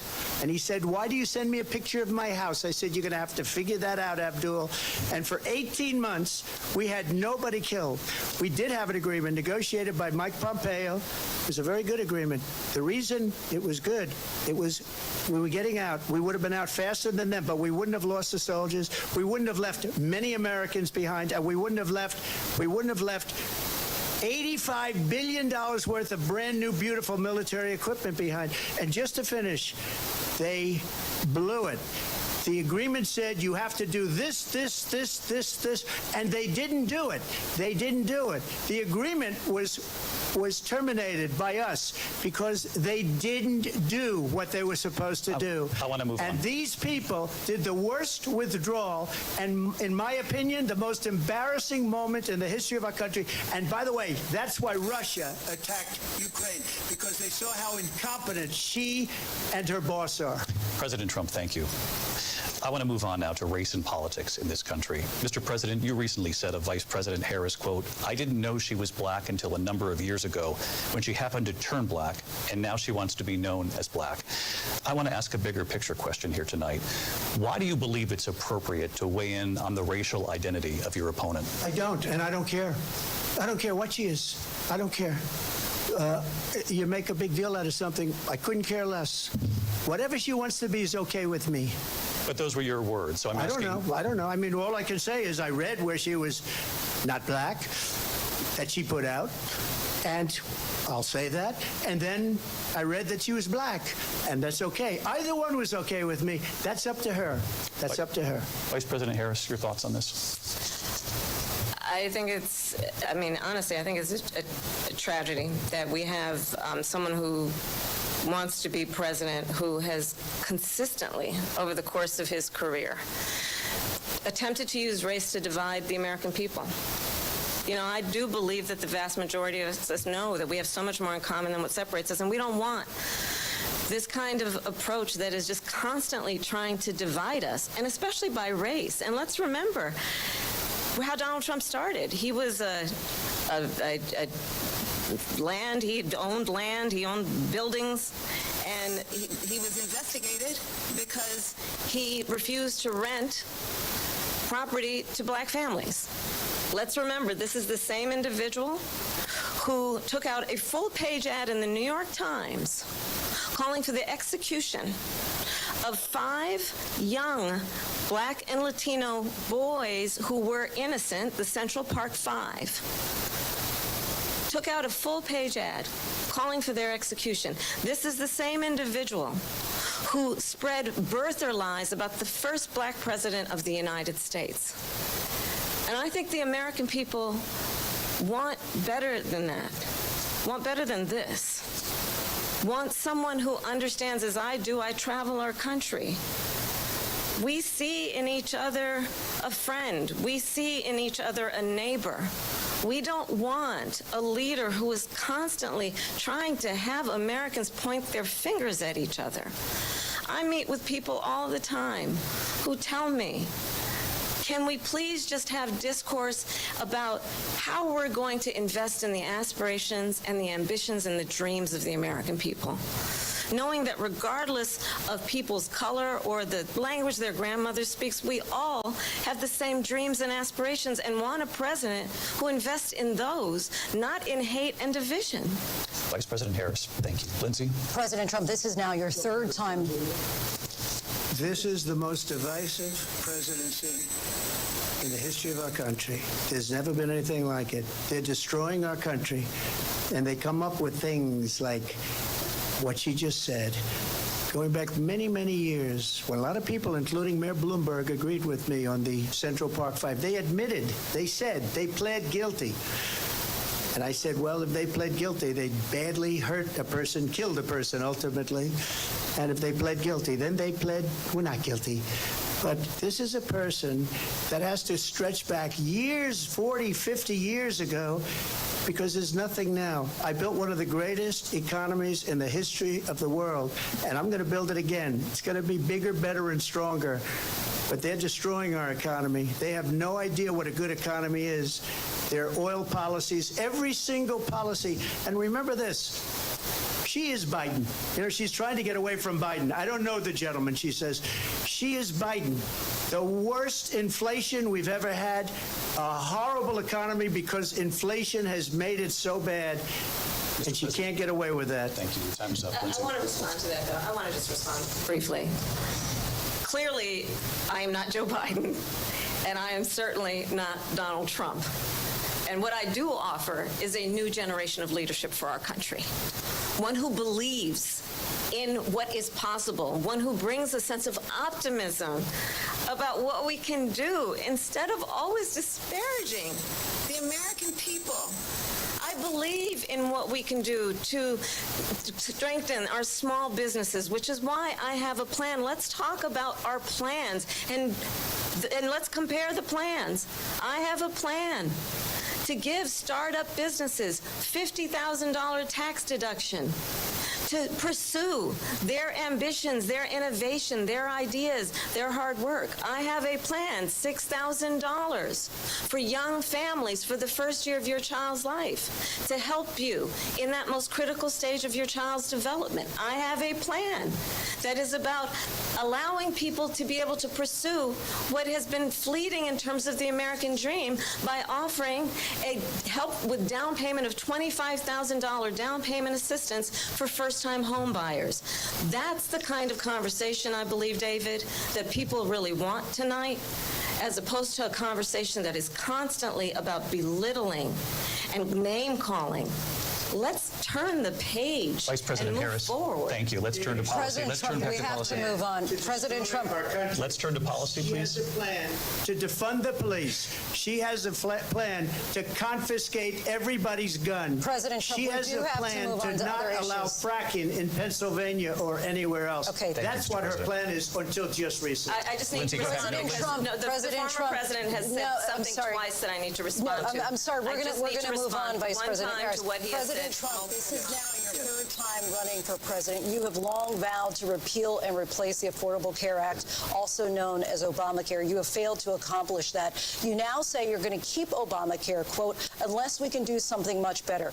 Last month, you said, quote, we're working on it. So tonight, 9 years after you first started running, do you have a plan, and can you tell us what it is? Obamacare was lousy health care, always was. It's not very good today. And what I said, that if we come up with something, and we are working on things, we're going to do it and we're going to replace it. But remember this, I inherited Obamacare because Democrats wouldn't change it. They wouldn't vote for it. They were unanimous. They wouldn't vote to change it. If they would have done that, we would have had a much better plan than Obamacare. But the Democrats came up, they wouldn't vote for it. I had a choice to make when I was president. Do I save it and make it as good as it can be, never going to be great, or do I let it rot? And I felt I had an obligation, even though politically it would have been good to just let it rot and let it go away. I decided, and I told my people, the top people, and they're very good people. I have a lot of good people in that administration. We read about the bad ones. We had some real bad ones, too, and so do they. They have really bad ones. The difference is they don't get rid of them. But let me just explain. I had a choice to make. Do I save it and make it as good as it can be, or do I let it rot? And I saved it. I did the right thing. But it's still never going to be great, and it's too expensive for people. And what we will do is we're looking at different plans. If we can come up with a plan that's going to cost our people, our population, less money and be better health care than Obamacare, then I would absolutely do it. But until then, I'd run it as good as it can be run. So just a yes or no, you still do not have a plan? I have concepts of a plan. I'm not president right now. But if we come up with something, I would only change it if we come up with something that's better and less expensive. And there are concepts and options we have to do that. And you'll be hearing about it in the not-too-distant future. Vice President Harris, in 2017, you supported Bernie Sanders' proposal to do away with private insurance and create a government-run health care system. 2 years later, you proposed a plan that included a private insurance option. What is your plan today? Well, first of all, I absolutely support, and over the last 4 years as vice president, private health care options. But what we need to do is maintain and grow the Affordable Care Act. But I'll get to that, Lindsay. I just need to respond to a previous point that the former president has made. I've made very clear my position on fracking. And then this business about taking everyone's guns away. Tim Walz and I are both gun owners. We're not taking anybody's guns away. So stop with the continuous lying about this stuff. As it relates to the Affordable Care Act, understand, just look at the history to know where people stand. When Donald Trump was president, 60 times he tried to get rid of the Affordable Care Act. 60 times. I was a senator at the time when I will never forget the early morning hours when it was up for a vote in the United States Senate. And the late, great John McCain, who you have disparaged as being, you don't like him, you said, at the time because he got caught. He was an American hero. The late, great John McCain, I will never forget that night, walked onto the Senate floor and said, no, you don't. No, you don't. No, you don't get rid of the Affordable Care Act. You have no plan. And what the Affordable Care Act has done is eliminate the ability of insurance companies to deny people with pre-existing conditions. I don't have to tell the people watching tonight, you remember what that was like? Remember when an insurance company could deny if a child had asthma, if someone was a breast cancer survivor, if a grandparent had diabetes? And thankfully, as I've been vice president, and we over the last 4 years have strengthened the Affordable Care Act, we have allowed for the first time Medicare to negotiate drug prices on behalf of you, the American people. Donald Trump said he was going to allow Medicare to negotiate drug prices. He never did. We did. And now we have capped the cost of insulin at $35 a month. Since I've been vice president, we have capped the cost of prescription medication for seniors at $2,000 a year. And when I am president, we will do that for all people, understanding that the value I bring to this is that access to health care should be a right and not just a privilege of those who can afford it. And the plan has to be to strengthen the Affordable Care Act, not get rid of it, pass his prologue in terms of where Donald Trump stands on that. I want to move to an issue that's important for a lot of... You made a mistake. Number one, John McCain fought Obamacare for 10 years. But it wasn't only him. It were all of the Democrats that kept it going. And you know what? we can do much better than Obamacare, much less money. But she won't improve private insurance for people, private medical insurance. That's another thing she doesn't want to give. People are paying privately for insurance that have worked hard and made money, and they want to have private. She wants everybody to be on government insurance where you wait 6 months for an operation that you need immediately. President Trump, thank you. We have another issue that we'd like to get to that's important for a number of Americans, in particular younger voters, and that's climate change. President Trump, with regard to the environment, you say that we have to have clean air and clean water. Vice President Harris, you call climate change an existential threat. The question to you both tonight is, what would you do to fight climate change? And Vice President Harris, we'll start with you. 1 minute for you each. Well, the former president had said that climate change is a hoax. And what we know is that it is very real. You ask anyone who lives in a state who has experienced these extreme weather occurrences, who now is either being denied home insurance or it's being jacked up. You ask anybody who has been the victim of what that means in terms of losing their home, having nowhere to go. We know that we can actually deal with this issue. The young people of America care deeply about this issue. And I am proud that as Vice President over the last 4 years, we have invested $1 trillion in a clean energy economy, while we have also increased domestic gas production to historic levels. We have created over 800,000 new manufacturing jobs while I have been Vice President. We have invested in clean energy to the point that we are opening up factories around the world. Donald Trump said he was going to create manufacturing jobs. He lost manufacturing jobs. And I'm also proud to have the endorsement of the United Auto Workers and Sean Fain, who also know that part of building a clean energy economy includes investing in American-made products, American automobiles. It includes growing what we can do around American manufacturing and opening up auto plants, not closing them like happened under Donald Trump. Vice President Harris, thank you. That didn't happen under Donald Trump. Let me just tell you, they lost 10,000 manufacturing jobs this last month. It's going, they're all leaving. They're building big auto plants in Mexico, in many cases owned by China. They're building these massive plants, and they think they're going to sell their cars into the United States because of these people. What they have given to China is unbelievable. But we're not going to let that. We'll put tariffs on those cars so they can't come into our country, because they will kill the United Auto Workers and any auto worker, whether it's in Detroit or South Carolina or any other place.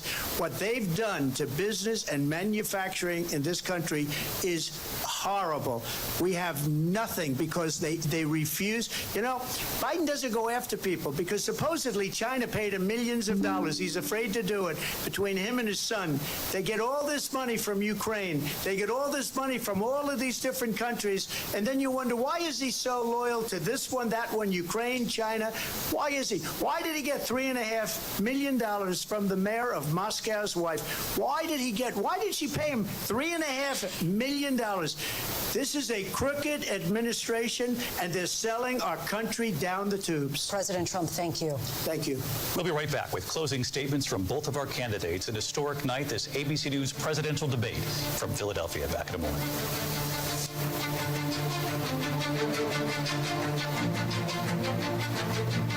The ABC News presidential debate will continue after this.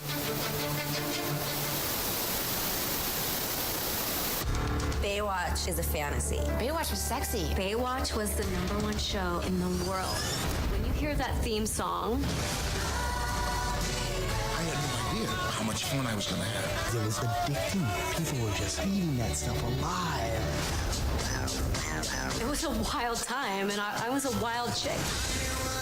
Jason Momoa exploded. Carmen was a bombshell.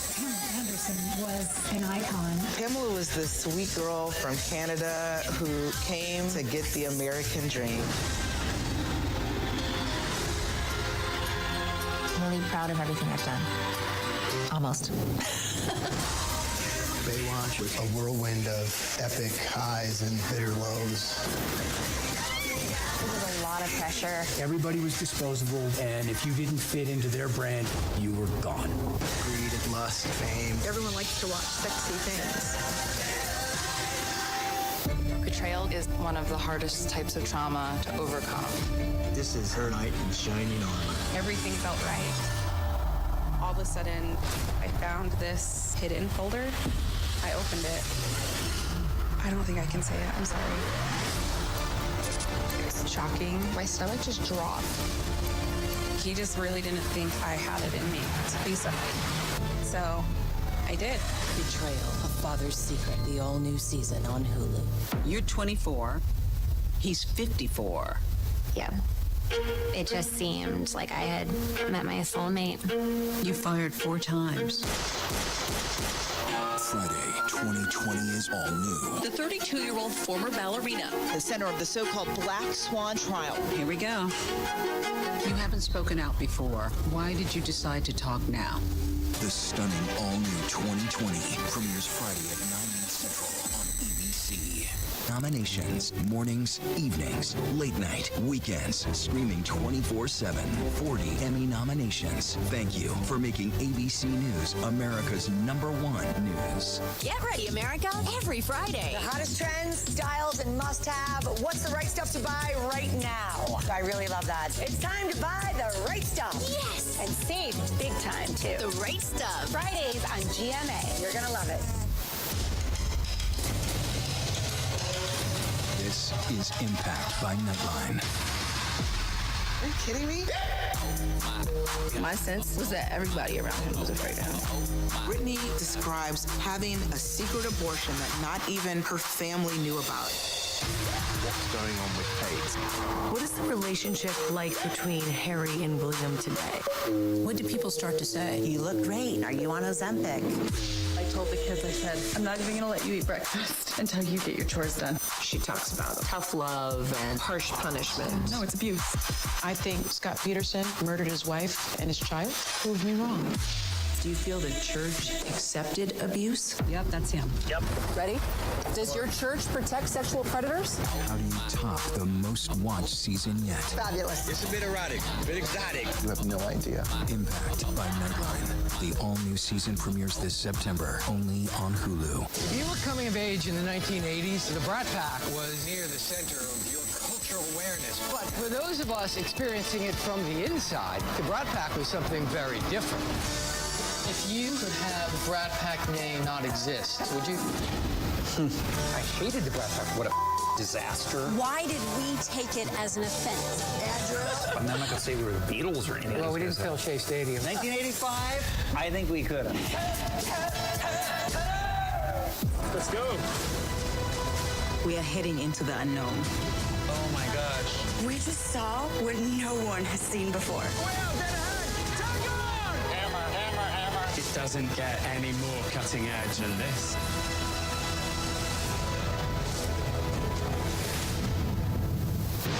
Reporting from the floor of the Republican National Convention, I'm Rachel Scott. Wherever the story is, we'll take you there. You're streaming ABC News Live. Live from the National Constitution Center in Philadelphia, Pennsylvania. Here again, David Muir and Lindsay Davis. Welcome back tonight. The time has come for closing statements, and Vice President Harris, we begin with you. So I think you've heard tonight two very different visions for our country. One that is focused on the future, and the other that is focused on the past, and an attempt to take us backward. But we're not going back.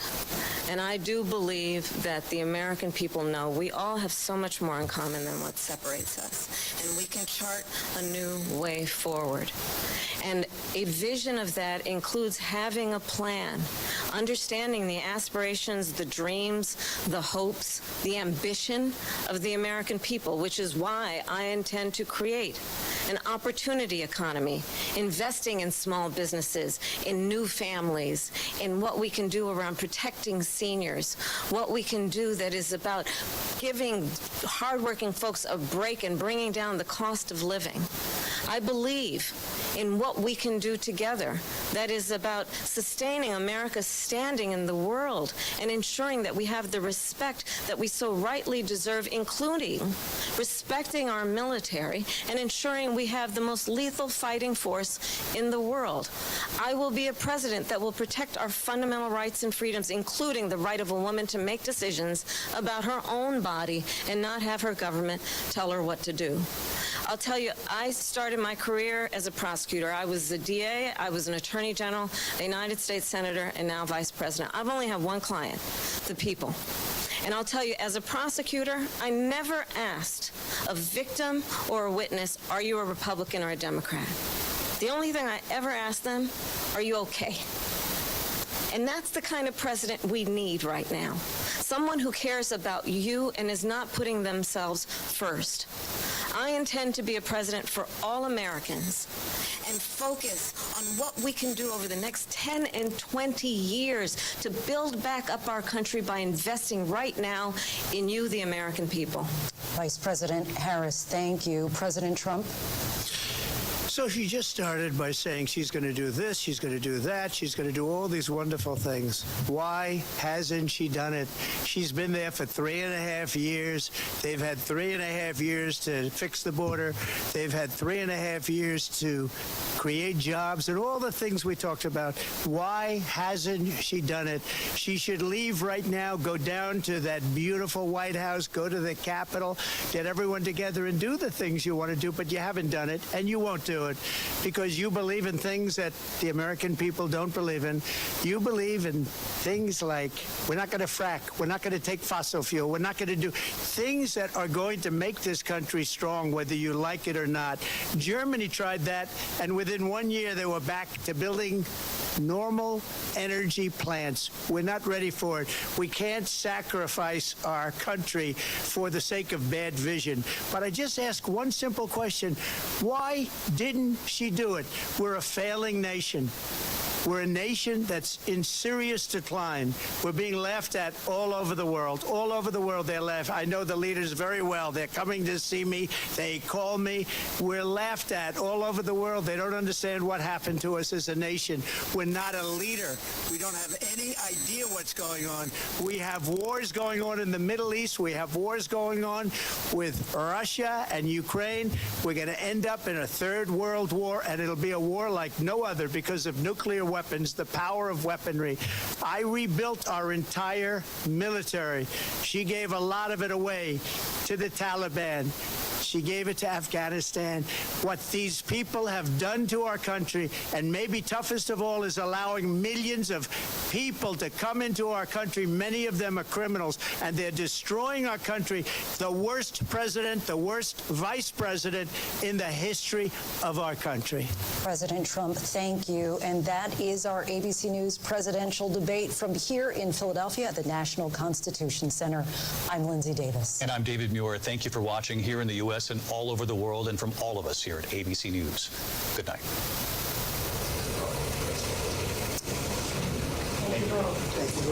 And we are here live on ABC with our post-debate comments. I'm Martha Raddatz. It was a lively debate from the economy to abortion to Afghanistan. They had it all, and it was historic. John Carl, fiery. Wow. Wow. That was quite a debate. And I'm Jonathan Carl here with, of course, Mary Bruce and Rachel Scott. Our reporters across the news division have been updating our live blog, looking at some of the allegations made back and forth, doing fact checks. You can find all of that on abcnews.com. But I would like to replay the moment at the very start of this debate because it was quite a moment. The handshake. And if you look, It's a good debate. Thank you. I mean, quite a moment, first of all, because we hadn't seen a handshake. We hadn't seen a handshake in a long time. She initiated that one. And yes, she did. Not only did she initiate it, she walked over to him and sought him out, put the hands out, and also made the first words. And probably had a plan if he hadn't put his hand out either. Interesting. So Martha, bottom line, what did you think? I think clearly what Kamala Harris wanted to do was be the candidate of hope, the candidate of the future. Donald Trump seemed angry within 4 minutes. I think we saw him going from very serious at the beginning, never really seemed to look at her, to just angry. I mean, really yelling at some points, trying to make his points. I don't think we heard a lot of policy and plans on either side of that, despite those questions over and over again. But what you had was that optic. You had Kamala Harris looking over, baiting him again and again and again. The microphones were muted when they weren't speaking, but many times she didn't need a microphone. You watch Donald Trump get mad and scowl through things. And, you know, John, we were all talking leading up to this about how this would go, what Donald Trump he would see. I think he had a plan for talking about what he saw as a next term, but then he was talking about rumors about people eating their neighbors' pets. So it really devolved into that. I mean, look, Kamala Harris didn't really explain some of the big questions that were out there about why she changed her policy views on so many things. Part of the reason is Donald Trump really was not effective in bringing the debate to her. I agree with you. I think that he looked not just angry, but also rattled. And in contrast, Harris, who again, much of the world doesn't know, Harris looked like she belonged on the stage, looked like she is somebody that could serve as president. And that is certainly how the campaign is feeling tonight. I can tell you, the Harris campaign feels very good. They feel they had a very strong night, that she was in command, that she did look presidential, and that she was able, they feel, to hold Donald Trump accountable for his actions. And of course, that was their goal going into this, that she would be able to put Donald Trump's record under a microscope. And they feel that the strongest example of that was that exchange on abortion, where she was able really to blame Donald Trump directly to his face. I mean, she said, what you are putting women through is unconscionable. Yes, she goaded him. She flat out trolled him many times, got him off message, but she also talked directly to voters, even inviting them to a Trump rally to underscore that central argument in her campaign that she says he's only out for himself, that she argues she's out for the American people. Rachel?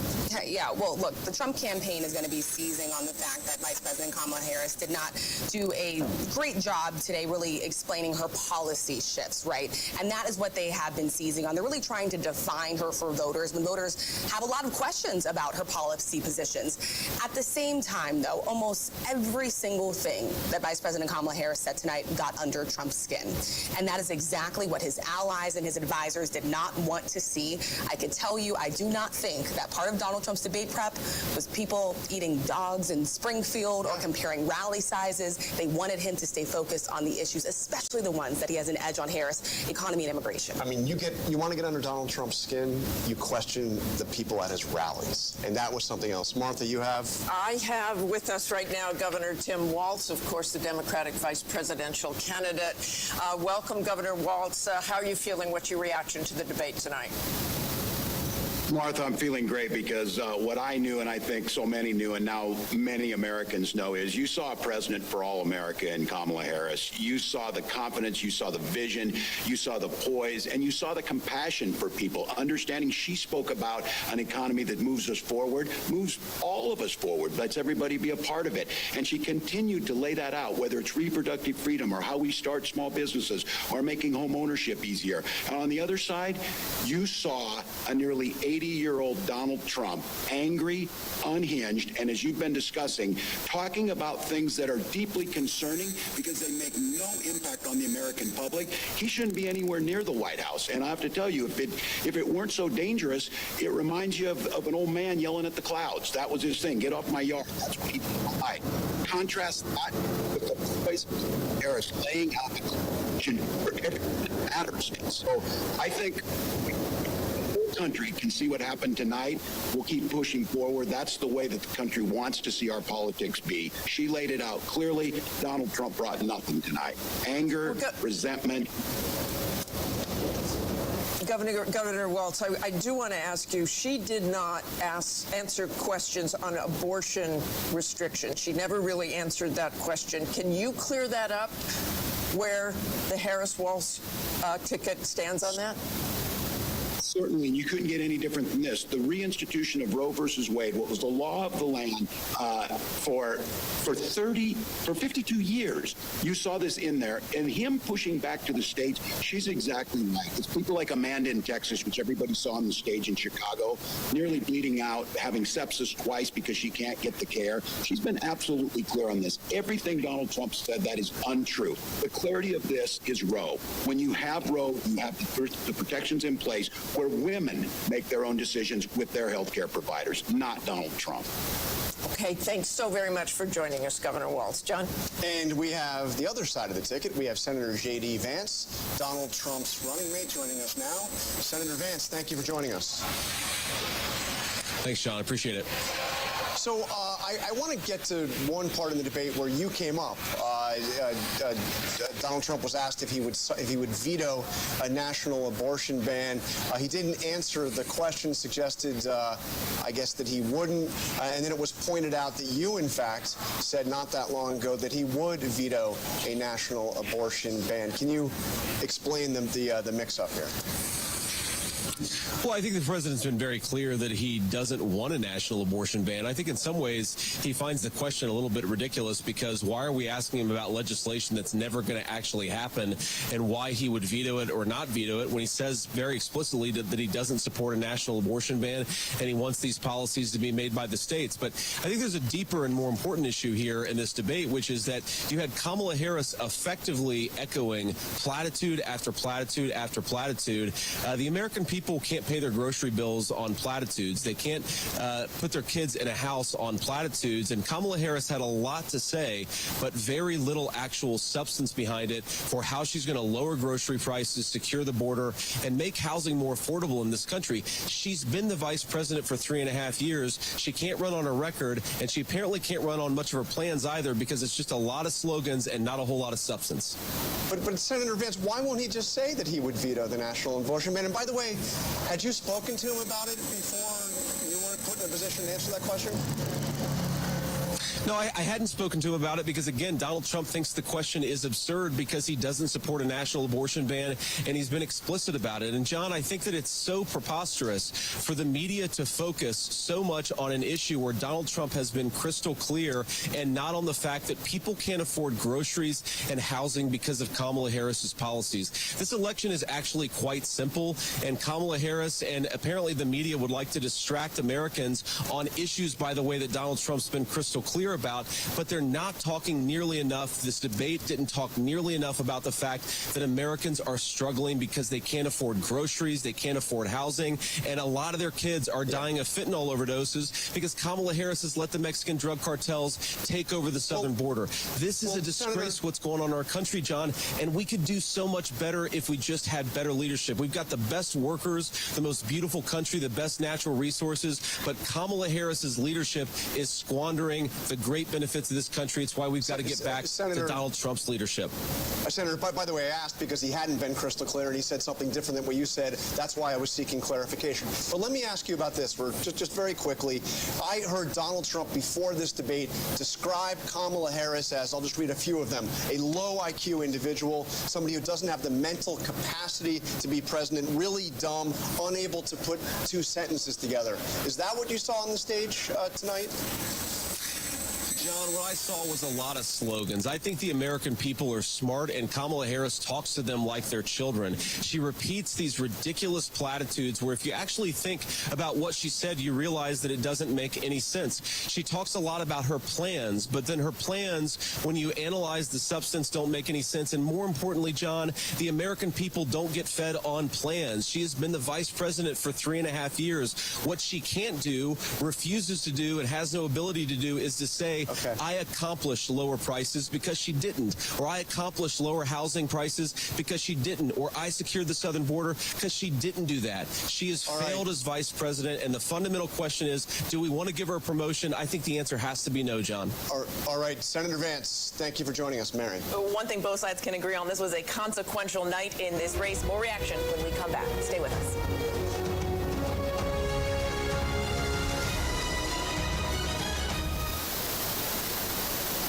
You're 24. He's 54. Yeah. It just seemed like I had met my soulmate. You fired 4 times. Friday, 2020 is all new. The 32-year-old former ballerina, the center of the so-called Black Swan trial. Here we go. You haven't spoken out before. Why did you decide to talk now? The stunning all-new 2020 premieres Friday at 9, 8 Central on ABC. Hey! Good morning, America. Good morning, America. Are you ready? Covering the biggest events in the country right now. There's a lot going on here this morning. You don't just see it, you feel it. I'm in. I'm in. I'm in too. I'll be here. I am here and so happy. I'm in. I'm in too. Michael, George, Clara, Ginger. Baywatch is a fantasy. When you hear that theme song, it was a wild time, and I was a wild chick. Jason Momoa exploded. Carmen was a bombshell. Pamela Anderson was an icon. I'm really proud of everything I've done. Almost. Baywatch was a whirlwind of epic highs and bitter lows. Everyone likes to watch sexy things. Let's go. The ship is incredible. It feels like living in a science fiction movie. We just saw what no one has seen before. Wow, look at that. Oh my gosh. Well, dead ahead. We are heading into the unknown. Hammer, hammer, hammer. It doesn't get any more cutting edge than this.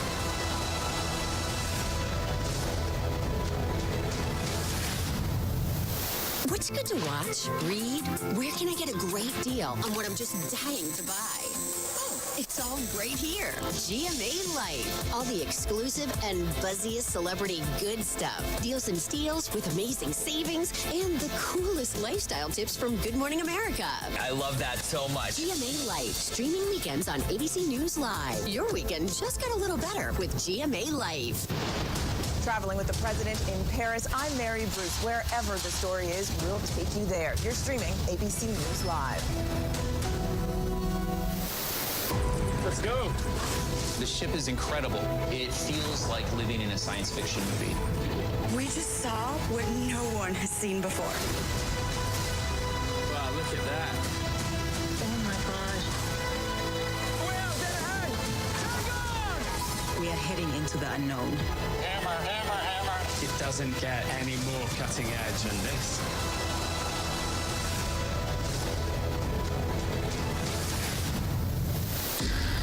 It was a regular day for 19-year-old Melissa Witt. Something terrible had happened to her. We had several suspects. All these kinds of leads. A known serial killer in your area. Could he be involved? We're actually finding key evidence that could have slipped through the cracks. Her last hours on this earth were horrific. This beautiful young girl. Police will find out what happened. At Wit's End, The Hunt for a Killer, only on Hulu.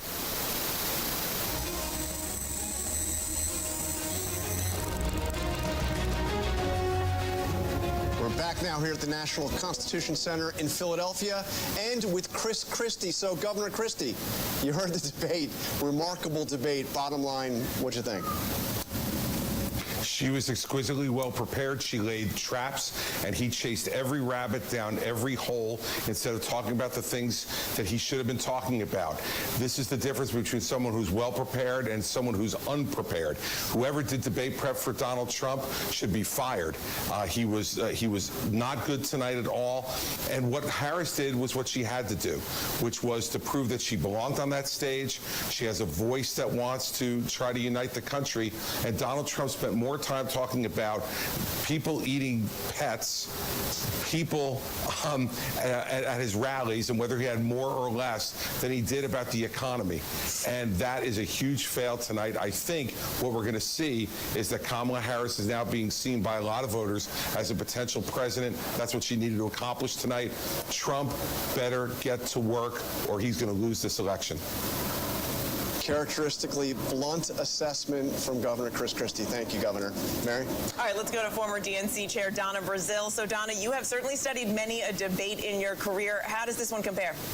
I think it was one of the best debate performances I've ever seen in my life, and I've seen a lot, and I've helped a lot of people prepare for these big moments. She met the moment. She seized the opportunity to tell the American people what she would do during her 4 years. She commanded the issues, and she did not allow the former president to bait her. Instead, she led the way forward. She turned the page, and I think this race is about to get even more interesting now. We will see if it moves the needle, Donna. Thank you. All right, over to the other side now. Former RNC Chair Reince Priebus. All right, Reince, the Harris campaign says they want another debate. If you were advising the Trump campaign, would you tell them to do it? Sure, I would tell him to do it. And the reason is like I said before, Donald Trump's numbers just don't move. I mean, the reality tonight, I know Donna's excited, but the truth is Kamala Harris didn't address the most important thing that the American people care about, which is the economy and the cost of living. She had no answers on immigration. She had no answers when she was asked about defunding the police. She had nothing to say about the families that were lost in Afghanistan, which was a true layup.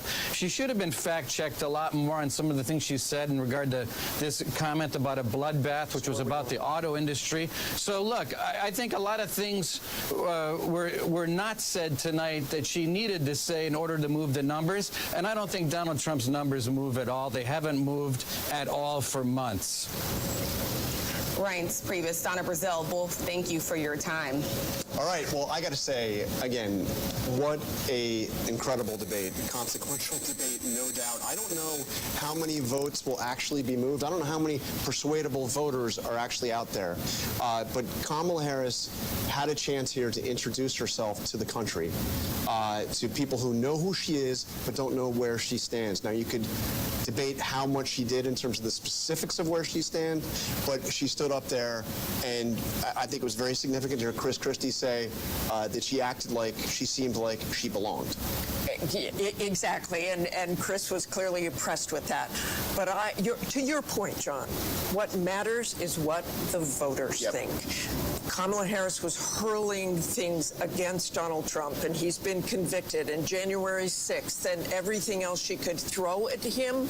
But in the end, right now, he is tied with Kamala Harris. Does this change anything? We've all seen debates where people are very proud of what they did. Hillary Clinton thought she won that debate, many debates in 2016, and she didn't win. So you have to be very careful, and it's very important to see what the voters think. And look, the Harris campaign certainly thinks that they were, they put him on the defensive. They are going to keep getting out and making this message. She's going to be out there in those critical battlegrounds again later this week. They're so optimistic. They want that second debate. As Rachel said, the message from the campaign tonight, Vice President Harris is ready for a second debate. They're looking for one in October. They say, is Donald Trump, ? One last goading of him to end the night. Wow, that is something else. I did not predict that at the beginning. Rachel. Bottom line, voters out there want a change. That's what the polls say. And both of these candidates really trying to present themselves as the agent of change. We will have to see in the polls who did the most effective job of doing that tonight. We will see. All right, that is it for us here in Philadelphia. A night to remember for sure. Our race for the White House post-debate coverage continues on ABC News Live, Disney+, Hulu, and anywhere else you stream live news. And your local news is next.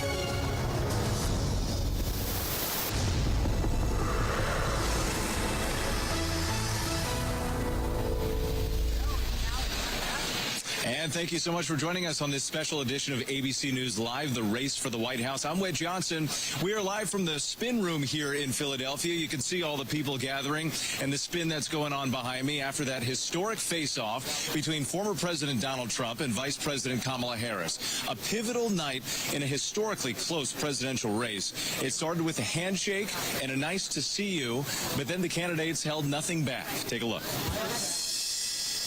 She was big on defund the police. In Minnesota, she went out. Wait a minute, I'm talking now. If you don't mind, please. Does that sound familiar?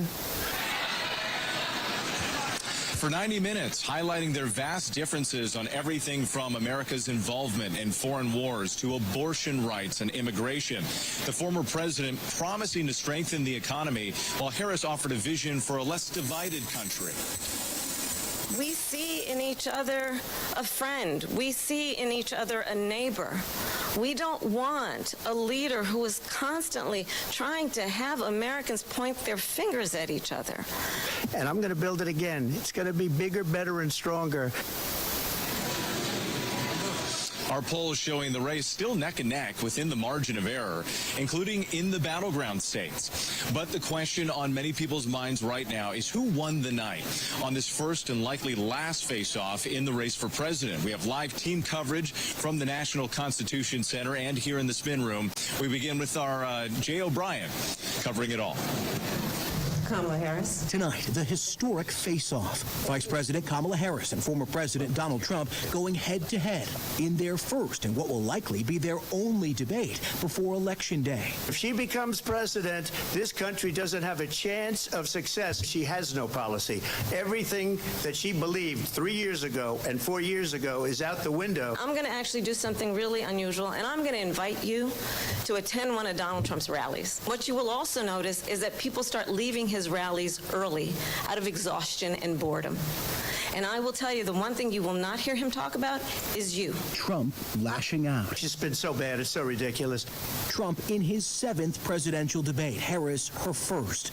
I have talked with military leaders, some of whom worked with you, and they say you're a disgrace. The candidates clashing on major issues like the economy. Let's talk about what Donald Trump left us. Donald Trump left us the worst unemployment since the Great Depression. And what we have done is clean up Donald Trump's mess. I am actually the only person on this stage who has a plan that is about lifting up the middle class and working people of America. I had no inflation, virtually no inflation. They had the highest inflation perhaps in the history of our country because I've never seen a worse period of time. People can't go out and buy cereal or bacon or eggs or anything else. The people of our country are absolutely dying with what they've done. They've destroyed the economy. Abortion. And I pledge to you, when Congress passes a bill to put back in place the protections of Roe v. Wade, as President of the United States, I will proudly sign it into law. But understand, if Donald Trump were to be reelected, he will sign a national abortion ban. Well, there she goes again. It's a lie.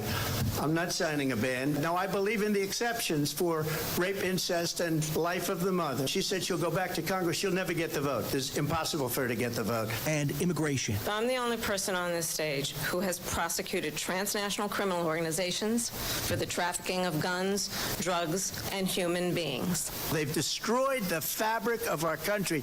Millions of people let in. And all over the world, crime is down. All over the world except here. Crime here is up and through the roof. Harris mentioning Trump's legal woes, including 4 felony indictments and 1 conviction. I think this is so rich, coming from someone who has been prosecuted for national security crimes, economic crimes, election interference, has been found liable for sexual assault, and his next big court appearance is in November at his own criminal sentencing. Trump doubling down on his lies that he won the 2020 election. Are you now acknowledging that you lost in 2020? No, I don't acknowledge that at all. But I you said did that say sarcastically. That. You know that. It was said, oh, we lost by a whisker. That was said sarcastically. Donald Trump was fired by 81 million people. So let's be clear about that. And clearly he is having a very difficult time processing that. Their differences stark, making their pitches in a race that poll after poll show is neck and neck. The President of the United States is commander-in-chief, and the American people have a right to rely on a president who understands the significance of America's role and responsibility in terms of ensuring that there is stability and ensuring we stand up for our principles and not sell them for the benefit of personal flattery. I probably took a bullet to the head because of the things that they say about me.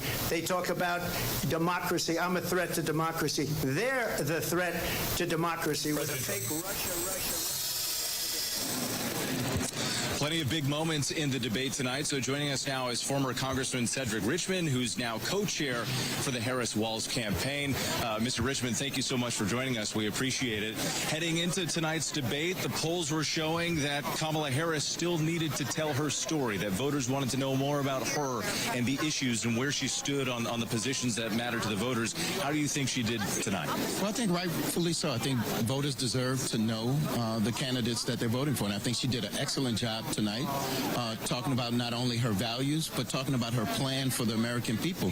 And I think that was the big difference tonight. She focused on how do I help Americans dealing with several challenges, the challenges of child care, the challenges of affordable housing, the challenges of rising grocery prices. And I think she addressed all of that. And I think the American people are giving her a fresh look, and I think she did an excellent job. Donald Trump, the former president, says that she's a flip-flopper. She can't be trusted because her issues have evolved so much over the years. Do you think that she properly addressed that tonight? Absolutely. I think that she hit it direct on and talked about, for example, with fracking and healthcare.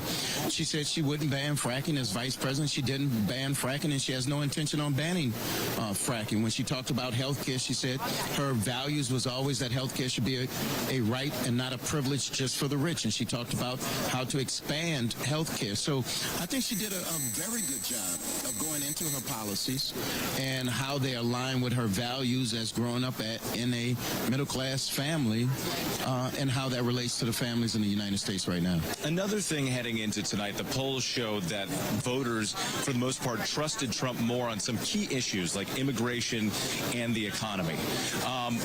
Kamala Harris did not answer the question right off the top of whether Americans are better now than they were 4 years ago before Joe Biden took office. Is that going to be a continued problem for her? 4 years ago, 50% of the schools in this country were closed. You had thousands. Pandemic. But 50% of the schools in this country were closed. 10 million people were out of work. You had businesses shut down, and now you have a resurgence, 16 million jobs created, schools open. So I think what the vice president was doing, and she did a good job of doing, was articulating where we started, where we are now, and what her plans and how it would chart a new way forward. And I think she did a good job of that. I want to go ahead and take a listen to a clip here that we prepared. This is the candidates talking about each other's policies. Let's take a listen. I don't say her because she has no policy. Everything that she believed 3 years ago and 4 years ago is out the window. She's going to my philosophy now. In fact, I was going to send her a MAGA hat. So that's, again, to that same narrative here, the Trump team trying to define her. Do you believe, are you confident that she is able to change this narrative going forward? Clearly, the voters still want to know more about her. They want to know where she stands. Do you think that she's going to be able to do that in the days and weeks ahead? Yeah, I think she did a great job of it tonight. And part of what a debate is, it's a compare and contrast. And I think that she talked about our values, and I think he talked about himself. He's still stuck thinking he won the 2020 election.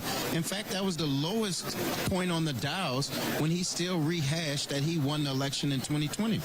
Her highest point on the dial is when she talked about she was going to be a president for all of America, that she was going to work hard to improve the quality of life of everybody in this country. And I think that she did a great job tonight, and she's willing to keep doing it, and she's going to keep showing people who she is, and who she's fighting for, and that's the American people. Former Congressman Cedric Richmond, thank you for your time tonight. Appreciate it. Thanks for having me. All right. Let's turn now to our senior congressional correspondent, Rachel Scott, who is joining us right now. And Rachel, obviously, you've been on the campaign trail. You've been talking about the Trump campaign and the Harris campaign. One of the big issues, and there was a significant moment tonight, was the topic of abortion. Let's go ahead and take a listen. One does not have to abandon their faith or deeply held beliefs to agree. The government, and Donald Trump certainly, should not be telling a woman what to do with her body. So, Rachel, forgive me, a lot going on here in the spin room, but your takeaway on what we just heard right there, I know people with the Harris campaign are saying that that was a strong moment for her. Yeah, It looks awfully busy in that spin room behind you, but I know a lot of those surrogates there for the Harris campaign and for the Trump campaign are going to be getting questions about this because this is going to be a critical defining issue in this election. Look, abortion rights could be on the ballot in as many as 12 states, including several key battlegrounds. And this is why you have Harris, who has been the leading voice on this issue for the Biden administration, really taking it to the former president, who has been sort of all over the map on where he stands. Look, his record is clear. He appointed 3 of the 5 Supreme Court justices that overturned Roe versus Wade. At the same time today, when he was pressed on his stance, even what his own running mate has said, that he would veto a national abortion ban, you heard the former president not even committing to that. And so Harris does see this as a very effective line of attack, especially when you look at the polls. She still has that double-digit edge, especially in those battleground states among likely female voters with. And one of the areas where former President Trump has struggled is connecting to those women voters, especially those who are undecided. What is the sense, how is the Trump campaign responding to how he did on that tonight? Well, the former president's campaign insists that Harris essentially didn't necessarily go into a lot of detail about her policy positions. They continue to insist that they're doing very well among likely female voters, but they also know, Whit, that this is an area that the former president has to do some work on ahead of November, and it's a reason why you're seeing the former president really turn his focus, as he tried to say in the debate tonight, toward things like IVF, and him saying that he wants the government to provide free IVF to women in this country. It's a reason why he's trying to turn the page and focus more on women's issues, because he knows that he's behind in the polls compared to Vice President Kamala Harris. Now, whether or not he did an effective job at laying that all out tonight, I think that remains to be seen. I still think that tonight the former president drifted into a lot of areas that his advisors and allies just did not want him to go into. They wanted him to stay on message. They didn't want this whole back and forth over rallies and crowd size or people who are allegedly eating pets in Ohio. They wanted him to really focus on the issues with. All right, Rachel Scott, we're going to talk more about that right now. We appreciate it. Thank you. We're going to bring in Senator Marco Rubio from Florida. And that question, Marco, we're going to pick it up right there. We've heard from advisors and Trump campaign officials going into tonight that they were hoping that the former president would stay on the issues and stay on message. Do you believe that he accomplished that? How would you rate him tonight? First of all, I think that Donald Trump has been running for president since 2016. He has been president. Americans have lived under the Trump presidency. He's well defined on these things. And a lot of things he said tonight, it's part of the persona. And so I think if he hadn't done some of those things, people would be watching and saying, oh, that's a different Donald Trump. It's not the same guy. I think the person with the onus tonight was Kamala Harris, who's still not very well known. And I think tonight what you take away from it and everything she says and in the days to come, what I think a lot of voters, real voters, not political pundits, not people like me, just people that are out there in the real world watching this that are going to be voting, that aren't daily political people, they're taking away from it. We don't know a lot about her. And tonight we found out she either basically is the same as Joe Biden on public policy or even potentially farther to the left, given her positions in 2019 and 2020 when she wanted to pay for the transgender surgeries of illegal migrants in detention, when she was raising money to bail out rioters. A lot of people didn't know she was doing that, where she wanted to defund ICE. Or she's just like Don. And by the way, one of the most outrageous moments tonight, she stood there and basically touted what happened in Afghanistan as a success, that it was a great success. It was a humiliation. It was a disaster. It was not a withdrawal. It was a retreat, and a costly retreat. It cost 13 American lives, cost our national prestige. She tried to put it back on the Trump campaign in the sense that these were dates that were previously established and negotiated by the Trump administration.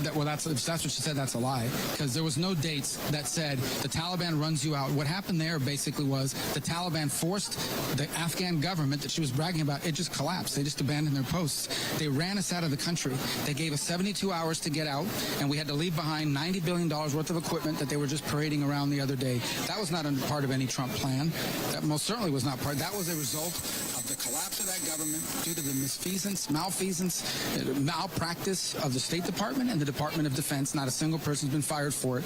Everybody sees it for the humiliation that it was, even Democrats. And she's bragging about it as a great success.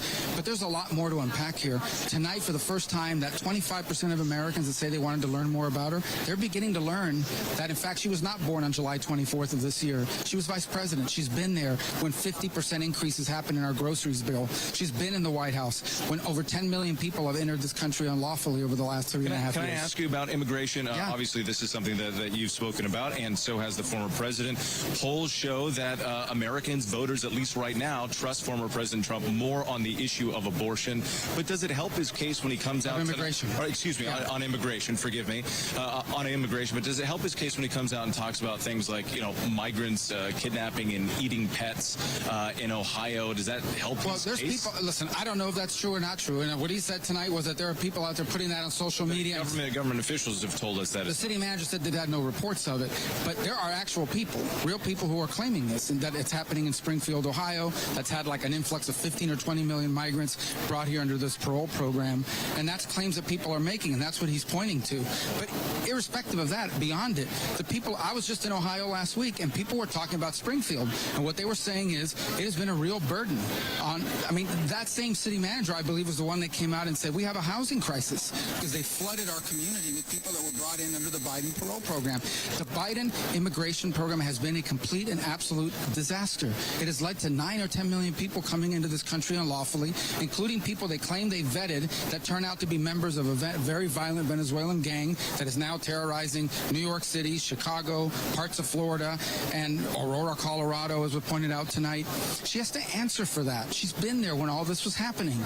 Why didn't they do anything about it? I was disappointed, frankly, that she was not pressed more on that, on the record of the last 3.5 years. She has not been some bystander. She has been in the White House, the second most powerful figure in this administration, when all these terrible things have happened to our country. She should have been forced to answer more for that. That said, I think that tonight those issues, the President Trump effectively raised those issues in the minds of a lot of undecided voters who I think are going to begin to take that into account as they fill in the blanks of who she is. What about the issue of election integrity? Trump, again, tonight would not acknowledge the results of the 2020 election. He also, when asked multiple times if he had any regrets about January 6th, didn't answer that question. Is that going to be a problem for him? Well, I think what he said about January 6th was that he's not responsible for what happened that evening. You don't think he bears any responsibility for that? I believe in individual agency. I think there were a lot of people that went to Washington to protest, and there were a handful of crazies that went in to do something they shouldn't have done. And among those, there were people that were violent and people that committed crimes, and the ones who committed violent crimes, those people should serve their sentences if you committed an act of violence. But I don't think that they did it. Donald Trump didn't tell them to go do it, and that's what he has said. I do think, on the other hand, we have to ask Democrats, what about these people that were out there excusing the rioters that were burning down American cities, some of whom weren't even prosecuted? Do you have confidence that this is going to be a free and fair election, and that there will be a... Yeah, listen, free and fair elections is one thing, but people have to have confidence in the process. For example, in the state of Georgia, they entered into a consent decree. They ignored their own laws because they entered into a consent decree and allowed a court to change their laws and how you're allowed to vote and when and what method and so forth. And when you do that in multiple places, including here in the Commonwealth, that undermines people's confidence, especially in a close election. That's why election laws are so important. That's why they need to be followed. It's not just about getting the count right. It's about conducting an election in a way that gives everybody confidence that nothing happened that shouldn't have happened. And that didn't happen in 2020 because COVID caused a lot of states to try to create flexibility that didn't exist in statute. But the investigations never found any examples of widespread fraud. But it's almost impossible to find widespread fraud. But that's not the claim I've ever made. The claim is that they have not followed their own laws. And when you don't follow your own laws of election, you open the door to fraud. But more importantly, you open the door to a lack of confidence in your electoral process. When you say these are the rules and then you violate those rules, you are undermining people's confidence in the election, especially when one side comes up short by a very narrow margin. That's why election laws are so important, to protect people's confidence in the elections. That's why they're so important, and they weren't followed in 2020 in multiple jurisdictions. All right, Senator Rubio, thank you for that. We appreciate it. Let's go ahead and head over to our chief White House correspondent, Mary Bruce, who's been talking to both campaigns. Mary, your thoughts on what we've been hearing so far from the Harris campaign? Well, look, they certainly are absolutely thrilled with how this night turned out. They think that Kamala Harris was out there looking presidential, that she was in command, and that they feel she did, shine a spotlight on Donald Trump's record, that she was able to articulate her positions and pivot and get under Trump's skin. And look, there's no question she did successfully goad him in many instances, and they feel that she was really successful at that she threw Donald Trump off message. And it does appear, is that Donald Trump there going into the spin room, perhaps, making an entrance there as well? Whit, I know you'll keep an eye on that. Let me know if you need to turn there. But, you know, one of the things that's so interesting is looking ahead now. Where does the Kamala Harris team go? Because so much of this comes down to whether, you know, they can spin this how they want. Trump's team can spin this how he wants. But what it comes down to are those key independent voters. Harris is going to be out there in those key battleground states in the coming days. And they feel this was so successful, they are now asking for a second debate in October, challenging Trump to see if he will accept that debate. Maybe you can shout that question to him there, Whit. And in a final, just, you know, sort of top off the night here, Taylor Swift tweeting out to her 283 million followers that she is now endorsing Kamala Harris. With that is going to be something that's hard for Trump to shake off. Hey, Mary, forgive me. Former President Donald Trump is here in the spin room. Whenever there's an audience, we know that the former president likes to be part of it, so he has essentially taken over. And there is a scramble here on the spin room floor. Let's go to Jay O'Brien. I think you're right there in the middle of it. Jay, what's going on? Whit, Donald Trump has just walked into the spin room here. He's walking here. Mr. Trump, we're live on ABC News here, sir. Mr. Trump. Mr. Trump. I think he's about to talk. Whit, here we go. So we thought it was our best debate ever. It was my best debate ever, I think. And we had it was very interesting. It showed how weak they are, how pathetic they are, and what they're doing to destroy our country and the border with foreign trade, with everything. And I think it was the best debate I've ever personally that I've had. We're getting polls that show 92 to 6, 88 to 11. We're having a lot of great polls that just came out. They're polls, I guess, phone polls and lots of other polls, but you see the polls. A very important debate. Now, she wants to do another one because she got beaten tonight, but I don't know if we're going to do another one. I wouldn't mind. Did she get into your head tonight, sir? The polls are indicating that we got 90%, 60%, 72%, 71%, and 89%. So the polls are very good, but beyond the polls, I felt very good. I had a good time doing it. I hate to speak about our country so negatively, but that's what happened. They've ruined our country. They've destroyed our country. So I hope you're all having a good time. But it was a very interesting evening. Yeah, go ahead. So confident you won tonight. Why are you here? Why not let the performance speak for itself? Well, I think it did, but people said, would I come here? And I made an obligation to a couple of people that I'm going to do their show. But it was I thought it was a great night. Mr. President, you talked to... I have no idea. Mr. President, when Republicans are complaining about moderators, does that mean that it wasn't a good night? Were you not prepared? No, I thought the moderators were very unfair, but it basically was 3-on-1. But I thought they were very unfair, the moderators. Everybody did. But despite that, they're saying that the debate was... Were you prepared for that kind of debate? Yeah, I assume the moderators would be bad because that right there is the worst of all the news networks, in my opinion, and it always has been. Yeah. Why will you commit to a second debate with Kamala Harris? She wants a second debate because she lost tonight very badly. So they immediately called for a second debate because they lost. So we'll, think about that. But she immediately called for a second. Look, we're looking at polls. We're looking at polls. The worst poll that we've had was 71 that I see, 71% to like 24 or 25%.